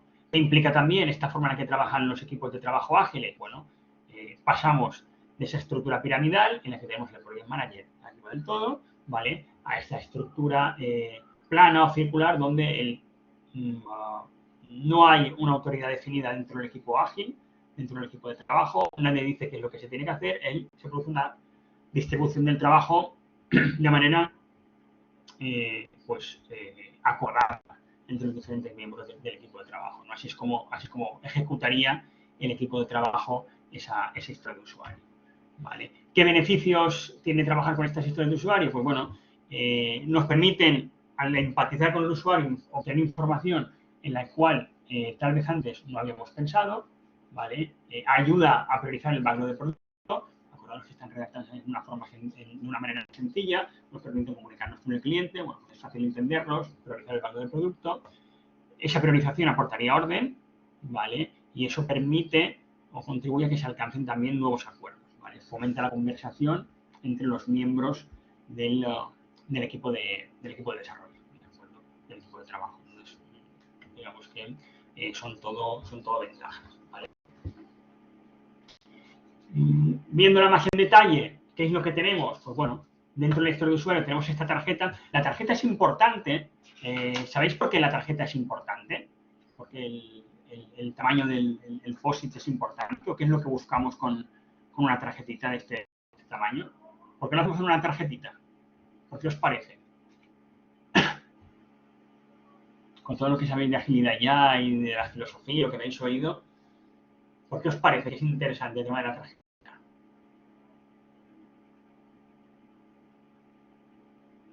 ¿No? El tamaño. El tamaño es importante porque al final lo que queremos es que esté redactado de una manera sencilla, queremos que sea algo que sea comprensible y no queremos la solución completa. Aquí lo que estamos transmitiendo es insisto, es una funcionalidad que es algo que antes no podía hacer y que ahora voy a poder hacer, ¿vale? No está toda la especificación de cómo se tiene que desarrollar ni todo eso, ¿vale? No tiene que estar de una manera sencilla y de una manera... tiene que estar sintetizado, lo que queremos decir, ¿no? Entonces, ¿qué tenemos en una historia de usuario? En esta tarjeta tenemos la historia de usuario, aquí abajo, tenemos un identificador en la parte de arriba para identificar, pues bueno, para llevar un seguimiento. Tendríamos otros dos conceptos, que es el valor de negocio, ¿de acuerdo? Que nos ayuda el valor de negocio y la estimación en puntos de historia, ¿vale? La estimación hace referencia al esfuerzo necesario para completar esta historia de usuario, ¿de acuerdo? Y esto es una cosa que lo veremos cuando hablemos de planificación a continuación, el esfuerzo que el equipo estima que hace falta para acabar esta historia de usuario, es decir, esta historia de usuario requiere 8 puntos de historia. Eso a priori ahora mismo seguramente no nos diga nada, pero cuando expliquemos los puntos de historia ya veremos lo que significa. Entonces, entre el valor de negocio y la estimación, ¿vale? Esto es lo que le permite al responsable del backlog, ¿no? Del backlog del producto, es priorizar los elementos, ¿no? Entonces, bueno, si ya sé cuán importante es, qué valor tiene para mí, y aquí pues se pueden utilizar distintas técnicas para establecer este valor, y sé también el esfuerzo que requiere, ¿vale? La persona responsable de ese valor del producto, que normalmente es el product owner, o puede ser una especie de project manager, o puede ser como le queráis llamar, ¿vale? Pues ya es capaz de ordenar un poquitín, ¿vale? Ordenar en base a un mejor criterio en qué posición va cada historia de usuario. Estos serían los 4 elementos que forman parte de la tarjeta. Insisto, el tamaño de la tarjeta es importante, ¿no? Un historia de usuario siempre tiene la misma estructura, es un cómo, y aquí hace referencia al usuario. El usuario puede cambiar, ¿de acuerdo? Como potencial comprador de la tienda, como administrador de la página web, como responsable de ventas, ¿vale? Aquí el cómo nos permite ponernos en los pies del usuario, ¿vale? Siempre va a querer poder hacer alguna cosa, ¿de acuerdo? No se trata de tener algo que no tenía, ¿no? Sino se trata de hacer algo que antes no podía hacer, ¿no? Esa hace referencia a la funcionalidad. Y esta tercera parte de aquí, ¿no? La primera es como usuario el querer hacer algo, el para, ¿vale? Es optativa, ¿no? Y pues, un propósito o un beneficio, pues bueno, no. Pero como usuario quiero poder hacer alguna cosa. Como administrador de la página web quiero poder restringir el acceso a quien yo quiera. ¿Vale? Y detrás, habitualmente también detrás, lo que suele ir detrás son también como algunos criterios de aceptación. ¿De acuerdo? Algunos criterios, estuviéramos hablando de la calidad de los entregables o de los paquetes de trabajo del proyecto, pues detrás tenemos pues, unos criterios mínimos que se establecen, ¿no? Que no son instrucciones sobre cómo se debe hacer el producto, o la funcionalidad en este caso, pero son características mínimas, los requisitos, ¿vale?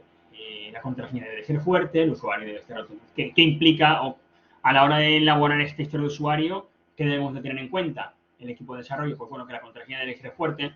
¿Qué es fuerte? Pues no está especificado. Pues eso implicaría que el equipo tiene que discutir entre ellos qué es fuerte. Tienen que tomar símbolos numéricos, solo letras, también números, también símbolos, ¿vale? Cómo debe ser el identificador de usuario, etcétera, etcétera, ¿vale? Pero se completa la información de la parte de delante. ¿Ok? Y luego, pues, estos conceptos, temáticas épicas, historias de usuario y tareas, ¿vale? Todas las historias de usuario, a la hora de ejecutarse, esa funcionalidad sí que se va a dividir en tareas. El equipo de trabajo, de hecho, lo que hace es, una vez la historia de usuario está clara y definida, la divide en tareas y se la reparte entre los distintos miembros del equipo de trabajo. Y luego hay distintas formas de agrupar las historias de usuario. Se pueden agrupar por épicas, por temáticas, ¿vale? Son como formas de ir agrupando las historias de usuario hacia arriba, un poco como el ejemplo que os ponía, ¿no? De una historia de usuario que haga referencia a un comercio online o a un comercio web, pues bueno, pues iría descomponiendo distintas historias de usuario, ¿no? En el carrito de la compra, en los métodos de pago, en el sistema de devolución, en la página de pago, etcétera, etcétera. ¿Vale? Y las temáticas, pues serían formas de ir agrupando esas épicas, ¿no? Estos conceptos no siempre se utilizan de la misma manera. Por ejemplo, en Jira las temáticas y las épicas se utilizan de distinta forma como se utiliza en Ravel, ¿no? Entonces, aquí no hay nada escrito, aquí no hay un método único. Bueno, que sepáis que son formas de agrupar las historias de usuario y que luego sirven pues, para descomponerlas en historias de usuario más pequeñitas, ¿vale? No tiene más importancia. ¿Vale? Hasta aquí las historias de usuario y hasta aquí me voy a quedar, ¿vale? Porque ya lo siguiente son cajas de tiempo y planificación y arrancaré con esto en la próxima sesión del miércoles. Respecto a las historias de usuario, a alguien que esto le suena chino o que piense que esto no sirva para nada, o alguien que piense, oye, pues esto no me lo había planteado y a lo mejor sí que me sirve. No sé si los que trabajáis con agilidad lo habéis visto o lo habéis utilizado. ¿Nadie? ¿Se entiende por lo menos? O sea, me he explicado, he sido capaz de transmitiros el concepto y la importancia de las historias de usuario, por lo menos. Estas horas. Vale, María Regina dice que sí. Gracias. Por lo menos eso ha quedado, ¿no? Cristian dice que también, María dice que también. Vale, genial. De todas maneras, retomaremos el concepto y veremos cómo trabajamos con la planificación en base a estos elementos. Vale, adelante, Reggie. Una duda, genial. ¿Veis? Por eso esto es como si tuviera clientes y no hubieran cambios en el alcance del proyecto, en el feedback. Pregunto tanto. Una duda. Sí. ¿Las historias de usuario surgen en el equipo o son realmente historias que vienen del usuario como tal? ¿O son, por decirlo de alguna manera, como una especie de juego de rol en el que el propio equipo Genial. participa? Sí, a ver, detrás de las historias de usuario, yo solo os he explicado el concepto, hay toda una técnica, hay distintos modelos para desarrollarlos, como talleres para desarrollar historias de usuario, ¿no? Entonces, se puede hacer de distintas formas, se pueden hacer como juegos de rol, que comentaba Reggie, ¿no? Entonces, pues el equipo de desarrollo, ese equipo que va a ejecutar el proyecto, el trabajo después, identifica los roles y lo que hace, digamos, es ponerse en los pies de esos distintos roles, ¿vale? Juega esos roles para ver qué necesidad tiene cada rol y luego se agrupan, ¿vale? Es toda una técnica que se llama el mapeo de historias de usuario, ¿no? Y luego también se pueden montar talleres, workshops, en los cuales pues, podemos invitar a usuarios o a representantes de los usuarios, ¿de acuerdo? Y hacer un taller similar, ¿de acuerdo? En el que el equipo de desarrollo, en lugar de, digamos, ponerse en los pies de esa gente, lo que hace es pues, estar presente y que sean los propios usuarios los que de alguna manera redactan, no redactan, perdón, porque al final la historia de usuario siempre la va a redactar el equipo de desarrollo, ¿no? Pero lanzan ideas sobre las historias de usuario, ¿no? Se podría desarrollar de distintas maneras, ¿no? Más habitual, la parte de los roles, en base a unas técnicas que se llaman mapeo de historias de usuario. Hay un manual, que no recuerdo ahora, lo puedo poner, que se llama Story Mapping, y desarrolla toda esta técnica y son esos talleres de juegos de rol, ¿de acuerdo? Pues, lanzarlas, agruparlas, es todo un proceso que no es sencillo. Bueno, es decir, no es complicado, pero que tiene su proceso, es lo que quiero decir. Vale. Gracias por la pregunta, Reggie, porque creo que no sé si te he contestado a lo que preguntabas, pero creo que la puntualización es buena. De hecho, lo voy a apuntar para incluirlo. La próxima vez le pondré en Story Mapping.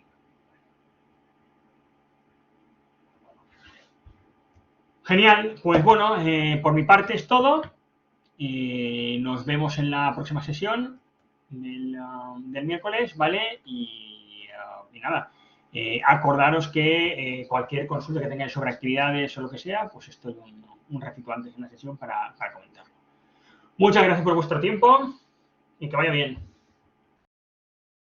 Buen día, feliz tarde. Hasta el miércoles. Chao.